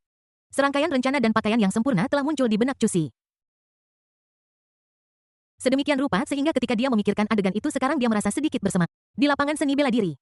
Melihat platform lotus 7 warna perlahan muncul di bawah kaki Sasin, Ning Jie juga mengerti ternyata orang ini memiliki kartu truf dan sesuatu untuk diandalkan. Tidak heran dia berani bertaruh dengannya. Namun, Ning Jie tidak merasakan tekanan meningkat karena hal ini. Bagaimanapun juga, dia tidak punya banyak hal lain tetapi dia punya banyak kartu tersembunyi. Memikirkan hal ini, dia berkata kepada Sasin dengan percaya diri. Saya sudah memikirkan persyaratan saya. Jika Anda memenangkan pertempuran ini, saya akan secara sukarela masuk agama Buddha dan menjadi putra suci agama Buddha. Tetapi jika platform lotus 7 warna ini akan menjadi milikku, bagaimana menurutmu? Sasin sedikit terkejut dan berpikir dalam hatinya. Memang benar bahwa platform Lotus 7 warna memiliki nilai yang sangat tinggi. Tetapi dibandingkan dengan bakat seperti Ning Jie, platform Lotus 7 warna pada akhirnya adalah objek eksternal dan bukan apa-apa. Setelah ragu sejenak, Sasin mengangguk dan berkata, "Dengarkan saja Guru Ning." Begitu dia selesai berbicara, sebuah mangkuk emas muncul di tangan Sasin. Niat bertarung ada di matanya. Dan dia menatap Ning Jie dengan tatapan membara dan berkata, "Tuan Ning, hati-hati, saya akan menggunakan seluruh kekuatan saya mulai sekarang." Ning Jie hanya tersenyum tipis dan berkata dengan tenang, "Kalau begitu, Setelah dia selesai berbicara, sebuah tongkat hitam pekat muncul di tangannya. Yang merupakan besi Dinghai Shenzhen. Melihat senjata di tangan Ning Jie, Raja Naga Tua memuntahkan teh yang baru saja diminumnya. Bab 298, apakah kamu memberikannya padanya? Raja Naga Tua perlahan meletakkan cangkir teh dan tanpa sadar menatap Perdana Menteri Kura-Kura di sampingnya. Tetapi dia menemukan bahwa Perdana Menteri Kura-Kura juga menatapnya dengan mata lebar. Raja Naga Tua menarik napas dalam-dalam dan berkata, "Kenapa senjata ini terlihat familiar?" Perdana Menteri Kura-Kura bergema sebentar-sebentar. Sepertinya sedikit mirip. Keduanya melihat senjata di tangan Ning Jie lagi dan kemudian berteriak serempak. Mengapa besi Dinghai Shenzhen ada di sini? Besi jarum ajaib Dinghai adalah harta paling berharga dari klan naga. Ketika menghilang, Raja Naga Tua sangat marah. Dia mencari di seluruh Laut Cina Timur tetapi tidak dapat menemukannya. Dalam kemarahan, dia menghukum Perdana Menteri Penyu yang bertugas menjaga besi jarum ajaib Dinghai dan memukulinya. Bahkan tempurung penyu itu hampir dilepas, menyebabkan kepanikan di antara orang-orang di seluruh Laut Cina Timur. Namun, apa yang tidak seorang pun duga adalah bahwa besi Dinghai Shenzhen sebenarnya ada di sini. Tanda tanya besar muncul di benak semua orang naga manapun setelah beberapa saat mereka semua memandang Chu Si yang memiliki wajah polos. Raja Naga Tua berkata dengan tangan gemetar. You memberikannya padanya. Chu Si tidak banyak bereaksi. Dan berkata dengan santai. Betul sekali, ngomong-ngomong, tongkat ini tidak berguna di Laut Cina Timur. Kenapa tidak berikan saja kepada kakak senior Ning? Lihat betapa mudahnya dia menggunakannya, betapa tampannya. Kata-kata Chu Si penuh kekaguman pada Ning Jie dan ada bintang-bintang di matanya. Dia benar-benar mengabaikan kepahitan di wajah Raja Naga Tua. Pada saat ini, Perdana Menteri Kura-Kura hampir menangis karena kesedihan. Pada awalnya, semua orang menyalahkannya karena kehilangan besi Dinghai Shenzhen dan dia hampir dipukuli sampai mati. Tapi siapa yang mengira bahwa besi Dinghai Shenzhen sebenarnya diambil oleh Putri Raja Naga yang paling dicintai? Perdana Menteri Kura-Kura memandang Chu Si dan berkata dengan getir, "Prinses Yu benar-benar membuatku menderita." Chu Si juga bisa menebak apa yang terjadi dan menjulurkan lidahnya ke arah Perdana Menteri Kura-Kura dengan sedikit malu. Pada saat ini Raja Naga Tua berkata dengan tegas, "Harta karun klan naga ini tidak boleh jatuh ke tangan orang luar." Setelah mengatakan itu, dia langsung membaca formula magis, mencoba memanggil besi Dinghai Shenzhen, tetapi ternyata itu sama sekali tidak efektif. "Kamu mengakui tuanmu?" Raja Naga Tua bertanya pada Chu Si. Chu Si mengangguk. "Ya." Setelah mendengar ini, Raja Naga Tua itu langsung merasa seperti mengalami penyumbatan serebral. Melihat putrinya memberikan harta karun seperti itu bahkan lebih menyakitkan daripada. Dia menghela napas dalam, menatap Chu Si dan berkata, "Putriku sayang, kamu sangat berbakti." Chu Si hanya tersenyum tipis.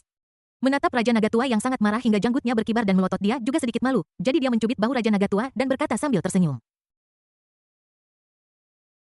"Karena putriku sudah memberikan bayinya. Kenapa kamu tidak membantunya saja?" Raja Naga Tua menatap langit dengan ekspresi putus asa di wajahnya. Perdana Menteri Turtle bertanya ragu-ragu tanpa banyak penglihatan. "Apakah kita perlu mulai mempersiapkan upacara untuk menganugerahkan gelar permaisuri Pangeran Naga?" Raja Naga Tua enyahlah. Di arena seni bela diri, Ning Jie tidak menahan diri sama sekali dan seluruh auranya dilepaskan dalam sekejap. Tempat yang besar itu telah sepenuhnya didominasi oleh momentum Ning Jie dan Sasin. Mereka berhadapan satu sama lain dari kejauhan, dan semangat juang yang besar menyelimuti dunia. Ning Jie langsung menggunakan metode rahasia tingkat tinggi berkah semua makhluk hidup yang diberikan oleh sistem. Dengan berkat metode rahasia ini kekuatan fisik dan keterampilan bela dirinya meningkat pesat. Aura kekuatan supernatural yang tak tertandingi diaktifkan. Dalam sekejap, di mata semua orang, dia tampak telah berubah menjadi dewa perang antara langit dan bumi. Tak terkalahkan. Tepat ketika momentum mencapai puncaknya, Ning Jie tiba-tiba bergerak. Dia berdiri di udara, mengangkat besi Shenzhen Dinghai di tangannya, mengumpulkan kekuatan lalu menghantamkannya ke arah jantung pembunuh. Tongkat ini, membawa niat tongkatnya dapat menghancurkan kekuatan 1000 pon. Api keemasan bahkan menyala di tongkat itu, kekuatan mengerikan itu seolah melahap segala sesuatu di dunia dan menghancurkan langit dan bumi. Semua orang sangat terkejut dengan adegan ini hingga tak bisa berkata-kata. Mereka tidak bisa membayangkan bahwa serangan seperti itu bisa diluncurkan oleh seorang santo sinis seperti Ning Jie. Yang lebih sulit dipercaya adalah Ning Jie mengembangkan niat pada tahap Nas Chen Sol. Kekuatan tongkat ini sangat mengerikan. Mata Sasin dipenuhi dengan kengerian saat ini. Tongkat ini membuatnya merasakan tekanan yang belum pernah terjadi sebelumnya. Tekanan ini bahkan menembus ke dalam jiwanya, membuatnya tidak dapat memberikan perlawanan apapun. Ini adalah efek dari kekuatan magis Ning Jie padanya, tetapi niat membunuh segera muncul di benaknya. Dia menutup matanya sedikit dan menggumamkan kitab suci Buddha. Mengisolasi dirinya dari tekanan yang dibawa oleh kekuatan magis Ning Jie, dan kemudian mengayunkan tangan kanannya dengan keras. Mangkuk emas itu tiba-tiba tumbuh lebih besar dan menghalangi kepala Sasin. Melihat tongkat Ning Jie hendak mengenai Killing Bowl. Wajah banyak tokoh besar di platform penonton berubah dan kemudian mereka dengan cepat mengambil tindakan untuk melindungi orang-orang dari klan mereka. Bang! Detik berikutnya. Sebuah suara besar bergema di langit meskipun mereka dilindungi, semua orang di lapangan masih merasakan telinga mereka berdenging, seolah-olah jiwa mereka gemetar. Burung-burung yang terbang di langit dan binatang buas di Gunung Qiyun semua terpana pada saat ini. Ini menunjukkan betapa mengerikannya serangan ini. Adapun pusat arena seni bela diri, batu bluestone yang sangat keras telah hancur di bawah kaki Sasin. Menyebabkan separuh kakinya tenggelam ke tanah. Namun, di bawah perlindungan mangkuk emas dan platform teratai 7 warna, Sasin tidak terluka parah. Dia tiba-tiba terbang keluar dari debu dan berhadapan dengan Ning Jie di udara. Dia tahu bahwa akan ada celah setelah serangan Ning Jie, yang merupakan saat yang tepat baginya untuk melakukan serangan balik, jadi tanpa mengatakan apapun. Dia menggerakkan pikirannya. Mangkok emas itu terbang langsung ke arah Ning Jie yang sedang mengatur napasnya. Mangkok itu bersinar terang dengan cahaya keemasan. Di bawah cahaya keemasan ini, Ning Jie merasa seolah-olah kekuatannya telah terkuras habis tanpa ruang untuk perlawanan sama sekali. Sasin membalikkan tangan kanannya dan tiba-tiba membantingnya ke bawah. Mangkok emas itu langsung mengikuti gerakannya dan jatuh tepat dari kepala Ning Jie. Saat mangkuk emas jatuh ke tanah, debu langsung berterbangan di arena seni bela diri. Tanpa jejak keterkejutan, Ning Jie telah ditahan di bawah. Sasin menghela napas lega dan bergumam. Amitabha. Melihat pemandangan luar biasa ini. Semua orang terdiam lama sekali setelah bereaksi semua orang bertanya-tanya. Apakah sudah berakhir? Bab 299 Mengapa perutku tidak bereaksi? Saat ini, semuanya sunyi antara langit dan bumi. Mata semua orang tertuju pada mangkuk emas di arena seni bela diri. Banyak orang bahkan menahan napas dengan ribuan pikiran di benak mereka. Ning Jie mencoba merampoknya, tetapi apakah dia dikalahkan? Setelah beberapa saat, melihat bahwa masih belum ada pergerakan di arena seni bela diri, semua orang sepertinya memahami sesuatu. Sejenak. Beberapa orang meratapi dan beberapa bersorak. Ala Seven, seorang pria kuat seperti saudara senior Ning dikalahkan, sepertinya aliansi Taois kita tidak memiliki kesempatan untuk memenangkan tempat pertama di kompetisi seni bela diri dunia kali ini. Tidak ada yang bisa kita lakukan. Saudara senior Ning sudah mengalami ini. Serangan itu terlalu mengerikan. Kita hanya bisa mengatakan bahwa Sekte Buddha dipersiapkan dengan baik kali ini. Dengan platform Lotus 7 warna dan mangkuk emas ungu, siapa yang bisa mengalahkan mereka? Tidak peduli apa, Ning Jie pasti bisa disebut jenius top di aliansi Tao dalam beberapa ratus tahun terakhir. Cih, sungguh jenius omong kosong, dia masih tidak bisa mengalahkan Buddha, apa yang bisa dikatakan? Di tengah percakapan semua orang. Tiba-tiba dunia berubah secara tiba-tiba dan energi spiritual di atas mangkuk emas ungu mulai melonjak dan mendidih. Dan bahkan membentuk pusaran air besar di sekitar mangkuk emas ungu. Apa yang terjadi? Semua orang berhenti berbicara dan melihat pemandangan itu dengan heran. Pria pembunuh yang mengendalikan mangkuk emas ungu di samping tiba-tiba mengubah ekspresinya. Dia buru-buru membungkuk dengan satu tangan dan melantunkan mantra untuk menstabilkan mangkuk emas ungu yang berguncang liar. Meskipun sejak zaman kuno tidak ada seorang pun di tingkat yang sama yang mampu melarikan diri dari mangkuk emas ungu. Namun pada saat ini Sasin masih khawatir karena dia menghadapi Ning Jie, pria yang tidak dapat diprediksi. Di bawah kendali niat membunuh. Mangkuk emas ungu secara bertahap stabil, tetapi energi spiritual di langit melonjak lebih dahsyat. Setelah beberapa saat, di bawah tatapan semua orang, bayangan hitam besar tiba-tiba mengembun di atas mangkuk emas ungu. Bayangan hitam ini membentang dari langit ke bumi memancarkan tekanan spiritual yang mengerikan. Tak terhitung jumlah orang yang mendongak. Dan hanya ketika mereka melihat seluruh bayangan hitam barulah mereka berseru. Itu adalah Dharma Datu. Gambar Dharma Ning Jie. Pada saat ini, mata semua orang dipenuhi dengan kengerian dan kebingungan. Anda harus tahu bahwa alam Dharma surga dan bumi adalah sesuatu yang hanya dapat dimiliki oleh mereka yang berada di alam transformasi spiritual. Bagaimana mungkin bagi Ning Jiu yang berada di alam jiwa yang baru lahir? Kecuali Ning Jie dapat memahami dan mengembangkan Dharma kaya di alam jiwa yang baru lahir. Namun hal seperti itu belum pernah terjadi dalam sejarah seluruh benua Tianyan. Bahkan kaisar manusia dengan bakat luar biasa di zaman kuno pun tidak berhasil, jadi bagaimana mungkin Ning Jie berhasil? Tapi itulah kenyataannya. Aura sejati Ning Jie berada di tahap Naschen Soul dan dia sama sekali belum mencapai tahap transformasi spiritual. Ada banyak orang kuat di tempat kejadian. Dan ini adalah sesuatu yang mustahil untuk disembunyikan oleh Ning Jie. Dalam kasus ini, dia benar-benar orang pertama yang mengolah alam Dharma langit dan bumi di tahap Naschen Soul. Jenius seperti itu luar biasa. Dengan pelatihan, dia pasti bisa menjadi salah satu orang paling kuat di dunia. Bahkan mungkin baginya untuk menjadi kaisar manusia berikutnya. Para petinggi di atas panggung tidak tahan lagi dan berdiri satu demi satu. Qiyu Weibai sangat bersemangat sehingga tangannya yang halus gemetar. Jumlah air mani yang dibawa Ning Jie padanya semakin banyak yang benar-benar sulit diterima. Si Yuki menatap gambar Ning Jie dan bergumam. Kakak Bao dia sangat besar. Cu Si melompat dengan gembira. lalu meraih lengan Raja Naga Tua dan berkata dengan semangat. Ayah, lihatlah kakak senior Ning, dia sangat kuat. Raja Naga Tua sangat terkejut hingga tidak bisa menutup mulutnya, dia ingin menarik kembali apa yang telah dia katakan sebelumnya. Seorang pemuda yang dapat mengembangkan niat tongkat dan dharma kaya langit dan bumi pada tahap Naschensol jelas bukan jenius biasa, tetapi jenius di antara para jenius. Pria muda berbakat seperti itu pasti memenuhi syarat untuk menjadi permaisuri klan naga.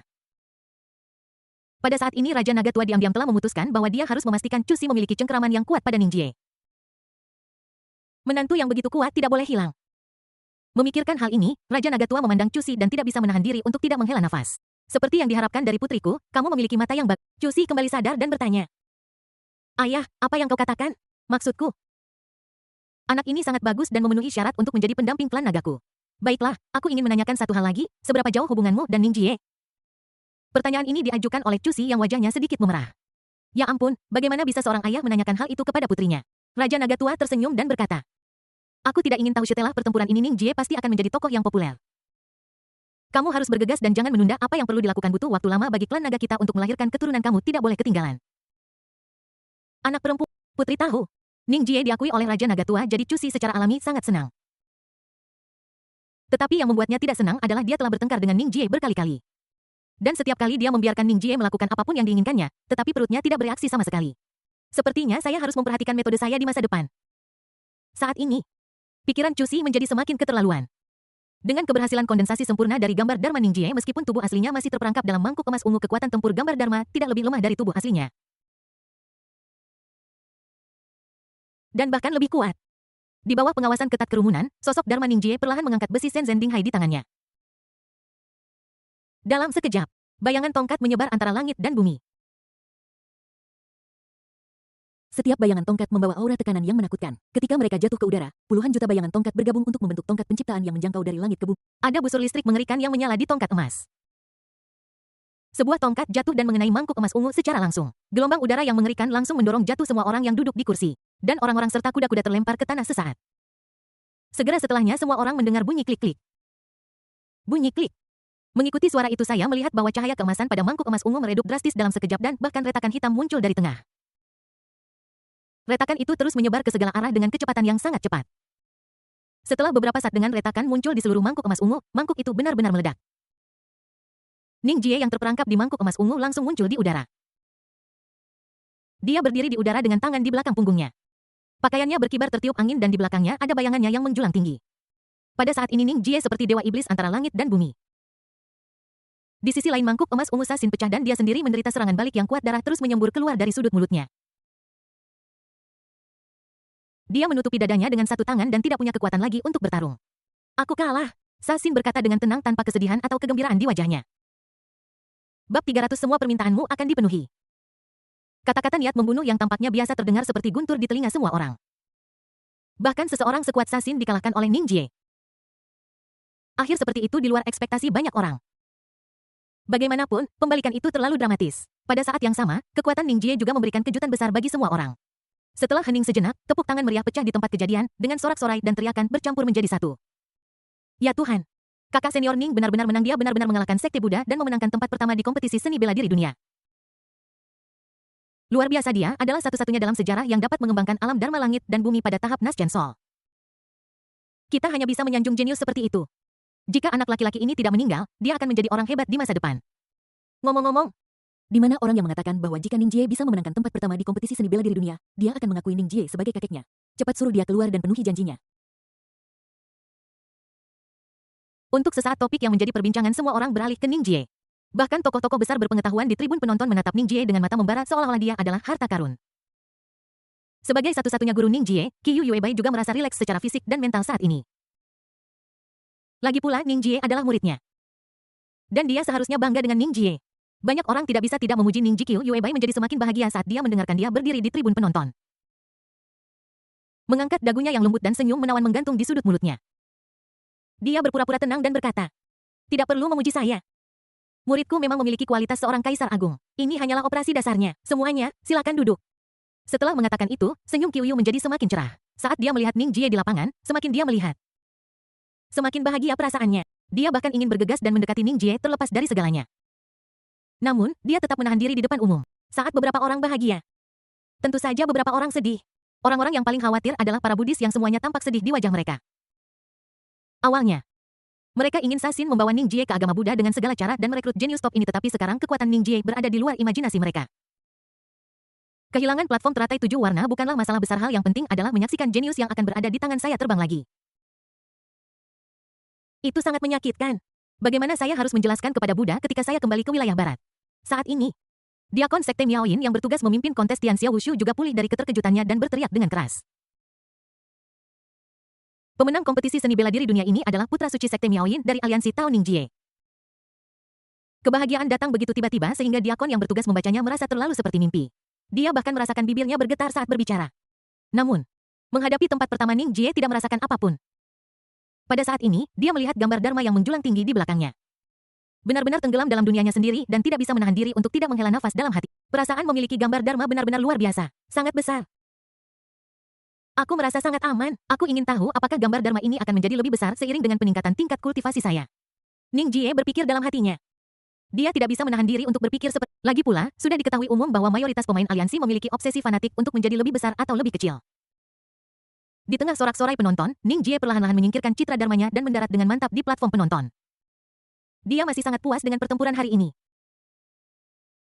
Dia juga melakukan seperti yang dia katakan dan meninggal. Hal berikutnya yang harus dilakukan adalah membunuh Lin Bei putra keberuntungan. Dan kemudian Anda akan dapat memperoleh kultivasi tertinggi. Laut itu luas bagi ikan untuk melompat, langit itu tinggi bagi burung untuk terbang.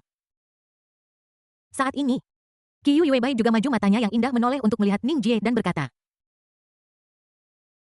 "Kamu luar biasa di Ciplei. Ning Jie tersenyum tipis dan berkata, "Ini semua berkat ajaran guru. Kau bocah tengik, kau sangat pandai bicara.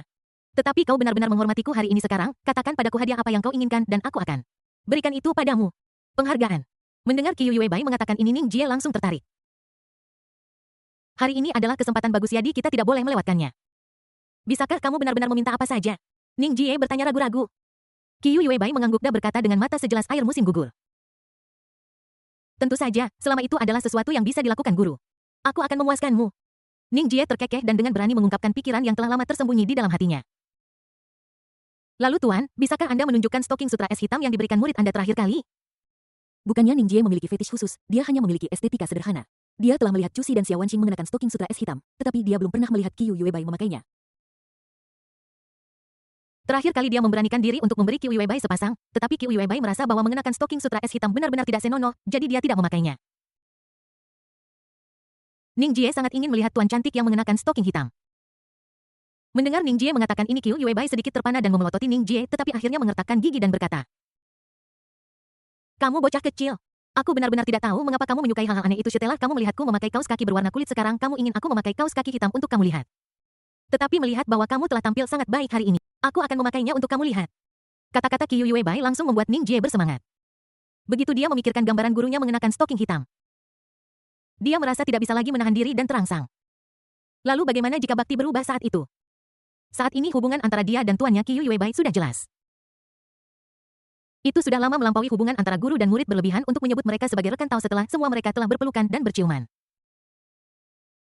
Hanya ada lapisan membran yang tersisa untuk dipecahkan. Setelah dipecahkan, bukankah mereka akan menjadi pasangan yang sempurna yang dibuat di surga? Namun, Ning Jie tahu betul bahwa dalam proses ini dia juga harus menangani hubungan antara Qiyu Yuebai dan ikan lain di kolam dengan baik. Oleh karena itu, apa yang dia lakukan sekarang adalah mengalahkan mereka, meskipun dia baru mengalahkan 4 orang sejauh ini. Ning Jie tidak terburu-buru, lagi pula, dia tahu bahwa orang yang tidak sabar tidak bisa makan tahu panas. Saat Ning Jie sedang berpikir, bel Sekte Miaoyin tiba-tiba berdering 3 kali dengan mendesak. Dalam sekejap, ekspresi semua orang berubah. Serangan musuh. Bab 301 Perawatan dari Guru. Pada saat ini, klan penyihir telah tiba di depan gerbang Gunung Sekte Miaoyin.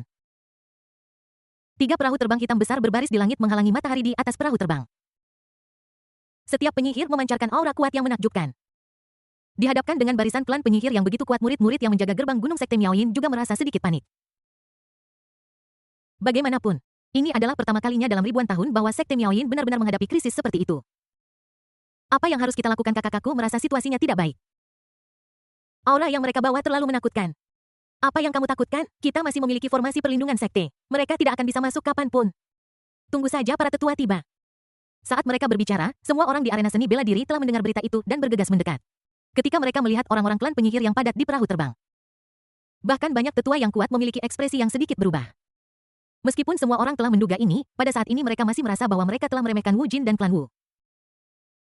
Bagaimanapun, Dalam waktu yang singkat seperti itu klan penyihir mampu membentuk barisan skala besar seperti itu, dan kekuatan orang-orang ini seharusnya tidak lemah, dan alam dasar mereka berada di sekitar alam jiwa yang baru lahir. kekuatan seperti itu hampir menjadi yang teratas di seluruh benua Tianyan.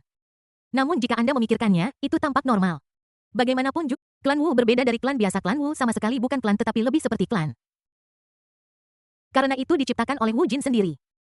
Wu Jin akan mencari seluruh benua Tianyan untuk para kultivator yang memiliki keinginan kuat di hati mereka dan kemudian menyulut keinginan di hati mereka. Kemudian dia memberi mereka kekuatan dan menjaga pikiran mereka tetap kuat di tangannya. Dengan cara ini, orang-orang itu akan dengan sukarela bergabung dengan klan Wu dan menjadi budak yang melayani Wu Jin dengan sepenuh hati. Oleh karena itu, semua bawahan Wu Jin tidak dilatih olehnya, tetapi disihir olehnya. Saat ini, semua orang dari klan Wu di perahu terbang adalah kultivator yang pikirannya telah dikendalikan. Beberapa dari mereka dulunya saleh, dan beberapa adalah kultivator jahat.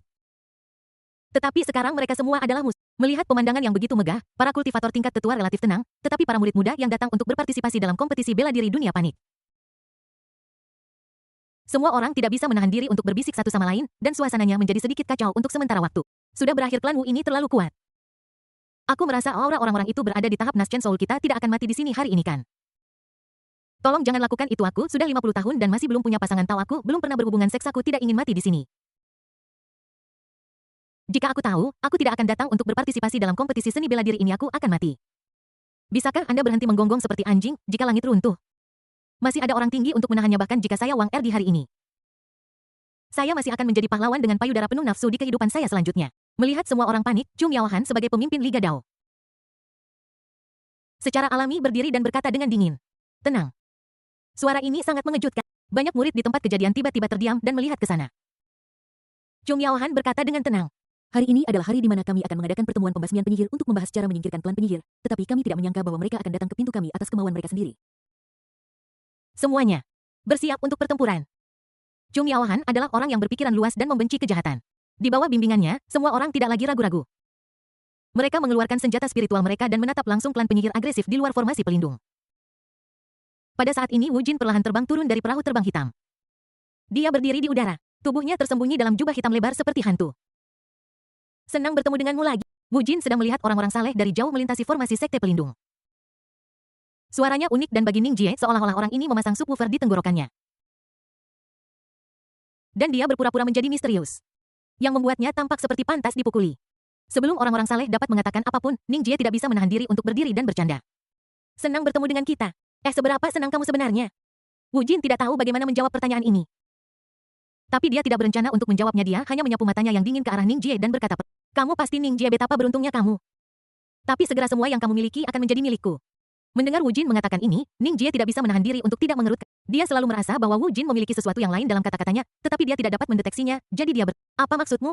Wu Jin tidak mengatakan apapun, tetapi senyum penuh arti muncul di wajahnya di bawah jubah hitam. Senyum inilah yang membuat Ning Jie merasa sangat tidak enak. Qiu Yuebai juga memperhatikan kegelisahan yang terpancar di wajah Ning Jie saat ini. Dia menepuk bahu Ning Jie dengan prihatin dan berkata dengan tenang. Tidak apa-apa, guru ada di sini. Setelah mengatakan itu, dia mengambil langkah maju, berjalan ke depan, melindungi Ning Jie di belakangnya, lalu menatap Wu Jin dengan mata tajam dan berkata, jangan pernah berpikir untuk menindas muridku. Selama aku di sini, kamu tidak akan bisa menyentuh sehelai rambut pun padanya. Nada bicara Qiu Yuebai tegas. Yang cukup untuk menunjukkan bahwa dia yang biasanya riang benar-benar serius. Wu Jin menatap Qiu Yuebai perlahan. Dan dengan terkejut berseru. Pendekar pedang mabuk, aku pernah mendengar namamu. Dan kultivasimu memang cukup mengesankan. Sejujurnya, aku adalah orang yang menyukai bakat, dan aku benar-benar tidak ingin menjadi musuhmu. Tapi untuk tujuan abadiku, muridmu harus mati. Mendengar kata-kata Wu Jin, Qiu Yuebai hanya mendengus dingin. Berhenti berpura-pura, jika kamu ingin bertarung, maka bertarunglah, jangan buang-buang kata. Wu Jin menggelengkan kepalanya perlahan. Sepertinya pertempuran tak terhindarkan, tetapi lawanmu bukan aku. Begitu Wu Jin selesai berbicara. 5 perahu terbang menerobos udara dari timur laut sekte Miaoyin. Meskipun tidak sebesar perahu terbang klan Wushou, terdengar juga teriakan menggemparkan dari mereka. Dan mereka yang berada di perahu terbang adalah orang barbar. Orang tua Beiye perlahan berjalan di depan Wu Jin, lalu menatap Qiu Yuebai di formasinya, wajahnya muram dan berkata, hari ini, aku akan membalas kehilangan lenganku. Qiu Yuebai, apakah kamu siap? Sekarang orang tua Beiye telah diberkati dengan kekuatan Wu Jin dan kultivasinya semakin meningkat. Wajar baginya untuk menjadi begitu sombong. Meskipun Qiu Yuebai kehilangan pedang spiritualnya, tidak ada rasa takut di matanya saat ini. Suasana di tempat kejadian menjadi tegang untuk sesaat. Wu Jin terus berteriak. Teman-teman dari suku iblis, inilah saatnya untuk keluar. Detik berikutnya setelah kata-kata itu jatuh, debu dan asap terlihat bergulung-gulung dan pasir serta bebatuan berterbangan di antara gunung dan hutan di tenggara sekte Miaoyin. Segera setelah itu, sekelompok monster datang bergulir dengan momentum yang besar. Orang-orang saleh benar-benar terpana ketika melihat adegan ini. Suku penyihir, suku barbar utara, dan suku iblis. Selesai. Semuanya sudah berakhir. Bab 302 Deng Tu Zi Ningjie catatan penting. Di antara orang-orang saleh, kecuali beberapa orang berpangkat tinggi yang mengetahui cerita sebenarnya, tidak ada yang bisa membayangkan bahwa klan penyihir sebenarnya telah menghasut dua klan lainnya untuk memberontak. Anda harus tahu bahwa barbar utara dan iblis selatan adalah kelompok etnis yang telah diwariskan selama puluhan juta tahun. Benar-benar tidak ada sekte yang dapat bersaing dengannya. Meskipun sekte Miaoyin juga mengumpulkan banyak orang kuat dari benua Tianyan, kali ini pemandangan diserang dari tiga sisi benar-benar membuat orang merasa gugup. Melihat kerumunan yang kembali rusuh, ketua sekte Xiyin berdiri dan berteriak. Jangan panik, kita memiliki perlindungan formasi Tiangang Ziwei. Mereka tidak akan menyerang dengan mudah. Semua orang melihat ke formasi yang bersinar. Dan mereka merasa sedikit lebih nyaman. Sekarang semua iblis telah berkumpul. Iblis besar memancarkan aura yang menakut. Dan pemimpin mereka adalah seorang wanita dengan sosok anggun dan lekuk tubuh yang indah. Dia mengenakan rok panjang biru muda yang berkibar perlahan di tengah angin gunung, terlihat sangat lincah dan anggun. Ini sangat kontras dengan monster-monster kekar itu. Ningjie mengenalinya sekilas. Ini adalah Kong Huanyi, pemimpin klan iblis. Meskipun dia sudah tahu dari Black Bear Demon bahwa suku iblis juga akan bergabung dalam pertempuran kali ini, dia tidak menyangka bahwa bahkan Kong Huanyi, pemimpin suku iblis, akan datang sendiri. Dalam kesan Ningjie, Kong Huanyi adalah seorang pecinta damai. Di bawah kepemimpinannya, ras iblis telah hidup damai dengan ras manusia selama ribuan tahun. Dan hampir tidak ada perang. Kenapa mereka bertindak berbeda dari biasanya kali ini dan berkolusi dengan klan penyihir untuk memulai perang ini? Tidak mengerti. Namun, Ningjie juga sangat enggan menjadi musuh Kong Huanyi. Bagaimanapun, akan sulit jika kedua belah pihak memiliki wanita mereka sendiri. Telapak tangan dan punggung tangan semuanya terbuat dari daging. Ningjie tidak tega melihat ikan apapun di kolam terluka. Jadi, setelah berpikir lama, dia memutuskan untuk mencobanya. Memikirkan hal ini, Ningjie perlahan maju selangkah dan menatap Kong Huanyi dengan tenang, tetapi mendapati bahwa Kong Huanyi juga menatapnya pada saat yang sama. Sorot matanya sangat rumit dan sedikit membingungkan. Setelah menatap lama, Ningjie menarik napas dalam-dalam dan berkata, "Saya kira saudari cantik ini pasti Kong Huanyi, pemimpin klan iblis." Kong Huanyi mengangguk sedikit. Bagus. Konon pemimpin klan iblis adalah seorang wanita cantik. Melihatnya hari ini saya dapat melihat bahwa reputasinya memang pantas. Dia memang seorang wanita cantik yang bisa menjungkir balikan suatu negara. Ketika semua orang mendengar Ningjie mengatakan ini, mereka tidak bisa menahan diri untuk tidak Jam berapa sekarang? Para iblis telah mencapai pintu. Kenapa Ningjie memuji kecantikan musuhnya seperti orang mesum? Orang yang mudah tertarik dengan kecantikan pasti memiliki banyak nafsu di otaknya. Kesan baik yang baru saja dibangun banyak orang terhadap Ningjie kini telah hilang. Beberapa orang bahkan mulai mengutuk secara diam-diam. Sungguh bajingan Saint Son He memenangkan tempat pertama di kompetisi bela diri dunia, tetapi dia tetaplah seorang mesum yang tidak bisa berjalan ketika melihat seorang wanita. Baru saja aku mengaguminya dan mengira dia adalah idolaku, tetapi sekarang tampaknya kekuatan tidak berguna. Orang dengan karakter buruk tidak pantas mendapatkan rasa hormatku. Tolong berhenti bicara. Sejak zaman dahulu kala, para wanita cantik mencintai para pahlawan. Kecantikan yang memukau seperti Kong Huanyi, apalagi Ningjie. Aku merasa senang hanya dengan menatapnya. Seharusnya ada batasan waktu untuk mengagumi keindahan. Sekarang situasinya mendesak. Dan dia benar-benar tidak peduli tentang situasi keseluruhan. Menghadapi banyak keluhan orang, Ningjie tidak menganggapnya serius. Kong Huanyi bukan wanita mereka. Jadi tentu saja mereka tidak mengerti. Menghadapi pujian tiba-tiba Ningjie, ekspresi wajah Kong Huanyi sedikit berubah. Tidak peduli apa, Ningjie adalah pria yang sangat dia cintai di dalam hatinya. Baik di kehidupan lampau maupun di kehidupan ini. Tidak ada wanita yang tidak bahagia ketika dipuji oleh pria yang dicintainya, dan Kong Huanyi tidak terkecuali. Meskipun Kong Huanyi tidak mengatakan apapun, Ningjie yang berhati-hati juga memperhatikan relaksasi ekspresi Kong Huanyi, dan dia diam-diam bahagia. Ternyata wanita cantik tidak tahan dipuji. Dia dengan cepat mengambil keuntungan dari kemenangan itu dan berkata kepada Kong Huanyi, "Menurutku perang adalah hal yang kasar dan barbar, dan wanita anggun sepertimu benar-benar tidak cocok untuk berpartisipasi di dalamnya. Aku ingin tahu keuntungan apa yang Wu Jin janjikan padamu sehingga membuatmu memimpin pasukan iblis untuk berperang melawan umat manusia." Menanggapi pertanyaan Ningjie, Kong Huanyi berkata tanpa ragu, "Bukan apa-apa, hanya setengah dari tanah umat manusia." Mendengar ini, Ningjie tidak bisa menahan diri untuk tidak mengerutkan setengah dari tanah manusia. Wu Jin benar-benar murah hati. Tidak heran semua iblis dimobilisasi. Godaan itu terlalu besar bagi para iblis yang tinggal di 10.000 pegunungan.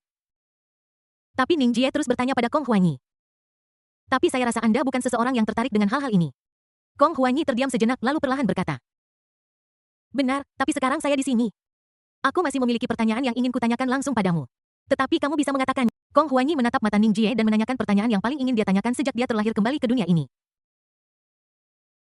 Saya ingin tahu apa pendapat Anda tentang... Meskipun dia telah mengajukan pertanyaan ini melalui mulut Heksi, bagaimanapun juga itu tidak ditanyakan olehnya secara pribadi.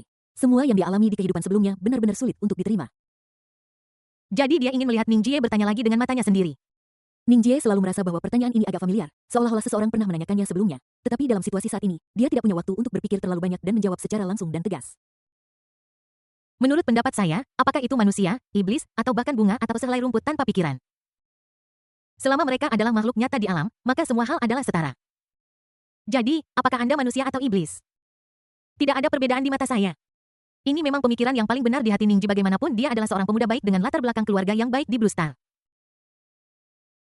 Jadi wajar baginya untuk mengucapkan kata-kata. Namun ketika dia mengucapkan kata-kata ini, dia menemukan bahwa mata pemimpin klan iblis Kong Huanyi tampak basah. Ning Jie tertegun. Tidak mungkin. Apakah kamu tergerak hanya oleh beberapa kata dariku? Tepat ketika semua orang bertanya-tanya mengapa Ning Jie dan Kong Huanyi mulai mengobrol, senyum tipis muncul di wajah cantik Kong Huanyi. Dia menatap Ning Jie dengan tenang, matanya sejelas air musim gugur. Dia melihat Ning Jie mengatakannya dengan matanya sendiri, dan dia bisa tahu dari mata Ning Jie bahwa Ning Jie pasti tidak berbohong. Hati yang terluka oleh Ning Jie di kehidupan sebelumnya disembuhkan pada saat ini. Setelah beberapa saat, Kong Huanyi mengangkat tangannya sedikit dan berkata dengan tegas. Suku iblis. Mundur. Begitu kata-kata ini keluar, semua kekuatan tertegun. Bab 303 gadis-gadis itu cemburu aku kembali. Di luar gerbang abadi Sekte Miaoyin, ribuan pasukan iblis datang dengan sikap mengancam, tetapi mundur atas perintah. Di atas pemukiman suku iblis yang kosong.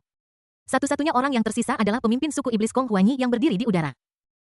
Para iblis mundur dan semuanya menjadi sunyi. Meskipun dipisahkan oleh formasi Ziwei Tiangang, kedua belah pihak masih dapat dengan jelas melihat keterkejutan dan kebingungan yang mendalam di wajah satu sama lain. Mereka hampir tidak percaya dengan apa yang mereka... Apakah suku iblis agresif mundur sekarang? Atau apakah dia dibujuk untuk mundur oleh Ning Jie hanya dengan beberapa kata? Bukankah Kong Huanyi, pemimpin suku iblis legendaris, terlalu mudah dibujuk? Untuk sesaat mata semua orang tanpa sadar beralih ke Ning Jie. Dan rasa ingin tahu mereka tentang putra suci Sekte Miaoyin meningkat. Ning Jie penghasut kejahatan itu juga benar-benar bingung saat ini. Klan iblis adalah kekuatan yang sangat dahsyat dan mereka sangat berani serta pandai bertarung. Terlebih lagi, pemimpin klan iblis Kong Huanyi adalah wanita kesayangannya. Ning Jie tidak ingin menyakiti mereka, jadi dia mencoba membujuk mereka. Tetapi ketika Ning Jie mendengar bahwa Wu Jin bahkan bersedia memberikan setengah dari tanahnya kepada klan iblis sebagai kompensasi, dia merasa bahwa bujukannya akan sia-sia. Bagaimanapun, godaan itu terlalu besar bagi klan iblis. Tapi yang tidak saya duga adalah Kong Huanyi benar-benar mendengarkan nasihat begitu banyak. Ning Jie menatap Kong Huanyi yang berdiri di udara dengan mata secerah air musim gugur dan tidak bisa menahan diri untuk tidak merasakan jantungnya berdebar-debar. Pada saat ini, dia benar-benar ingin memeluk Kong Huanyi dan membiarkan Kong Huanyi yang perhatian merasakan rasa terima kasih yang mendalam di tubuhnya. Namun, Ning Jie tahu bahwa sekarang bukanlah waktu yang tepat. Hal-hal baik membutuhkan waktu, jadi saat Ning Jie masih merenung, suara dingin Wu Jin memecah suasana tenang. Kong Huanyi, maksudmu apa? Ada sedikit nada marah yang kentara dalam suaranya. Seseorang harus tahu bahwa untuk memenangkan klan iblis yang kuat, dia telah menghabiskan banyak upaya dan bahkan bersedia menawarkan setengah dari tanah umat manusia sebagai alat tawar-menawar. Namun terlepas dari semua perencanaannya, dia tidak pernah menyangka ini akan sulit untuk memahami bagaimana Ning Jie dapat membujuk Kong Huanyi untuk memberontak hanya dengan beberapa kata. Menghadapi pertanyaan Wu Jin, Kong Huanyi sama sekali tidak takut dan bahkan tidak melihatnya, tetapi meninggalkan kalimat samar.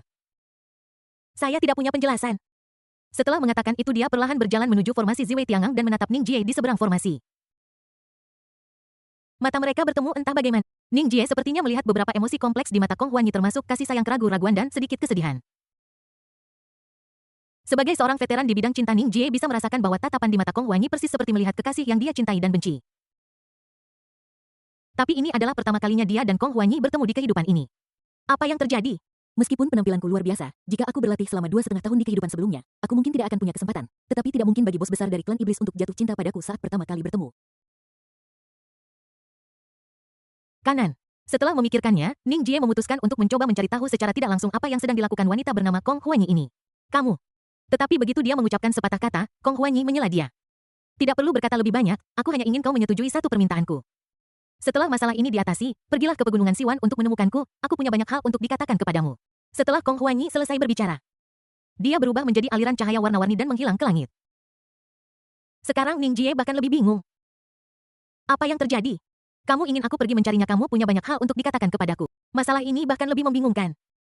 Saat dia sedang memikirkannya, dia tiba-tiba merasa ada sesuatu yang salah.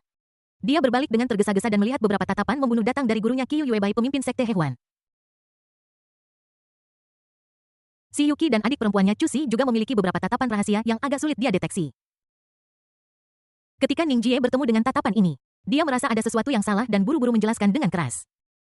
Saint San ini tidak ada hubungannya dengan klan iblis. Aku tidak pernah menyangka bahwa pemimpin klan iblis akan mundur karena beberapa kata dariku. Ini benar-benar aneh. Menurutku dia ditaklukkan oleh kecantikanku yang tiada taraf. Di depan semua orang, dia harus memutuskan hubungannya dengan Kong Huanyi, jika tidak. Menghadapi ancaman baru dari Kong Huanyi kan akan membuat iri ikan di kolam. Ketika semua orang mendengar ini, mereka tidak bisa menahan diri untuk tidak berpikir bahwa Ning Jie benar-benar tidak tahu malu. Setelah mendengarkan penjelasan lemah Ning Jie, para wanita yang menjadi sumber tatapannya menjadi semakin curiga. Mata Qiu Yuebai tertuju pada Ning Jie. Dia mengambil kendi anggur dan menyesap beberapa teguk. Si Yuki memutar-mutar rambut di dadanya dengan jari telunjuknya sambil setengah tersenyum di wajahnya, dan tidak ada yang tahu apa yang dia pikirkan di dalam hati. Adapun junior sister Cusi, dia dengan jelas menunjukkan ketidakpuasan dan kemarahannya. Dia mengepalkan tinju merah mudanya dan menatap Ning Jie dengan bibir ceri cemberut, berpikir bahwa dia harus pergi dan menanyakan segalanya kepada kakak laki-lakinya malam ini. Jika dia tidak mengatakan yang sebenarnya, dia tidak akan membiarkannya bangun dari tempat. Dihadapkan dengan gadis-gadis yang menolak untuk menyerah, Ning Jie takut bahwa semakin dia menjelaskan, semakin rumit jadinya, jadi dia hanya bisa tersenyum canggung. Melihat Ning Jie dan yang lainnya di formasi sudah mengobrol dan tertawa, mata Wu Jin berkilat marah. Tetapi dia menyembunyikannya dengan sangat baik dan malah menunjukkan senyum dingin dan berkata dengan lantang. Tertawalah sepuasnya. Anggap saja itu sebagai sorakan untuk dunia baru. Melihat tampang sakit Wu Jin, Ning Jie terlalu malas untuk berbicara omong kosong dengannya dan berteriak langsung. Para iblis semuanya telah mundur. Kenapa kamu masih begitu arogan? Jika kamu ingin bertarung, maka bertarung. Berhentilah menjadi gila. Baik sekali seperti yang Anda inginkan. Wu Jin perlahan mengangkat tangannya dan berdiri di udara. Angin gunung yang tajam meniup tubuh kurusnya dari bawah jubah hitamnya yang lebar. Dia perlahan menutup matanya, seolah melakukan ritual misterius. Tiba-tiba dia membuka matanya dan berteriak serak. Brek. Tepat ketika dia selesai berbicara, beberapa murid sekte Miaoyin yang berada di tengah formasi Ziwei Tiangang tiba-tiba menyemburkan asap hitam dari 7 lubang mereka dan kemudian jatuh ke tanah dan terus bergerak-gerak. Kecelakaan mereka juga menyebabkan cahaya spiritual dari formasi Ziwei Tiangang tiba-tiba meredup.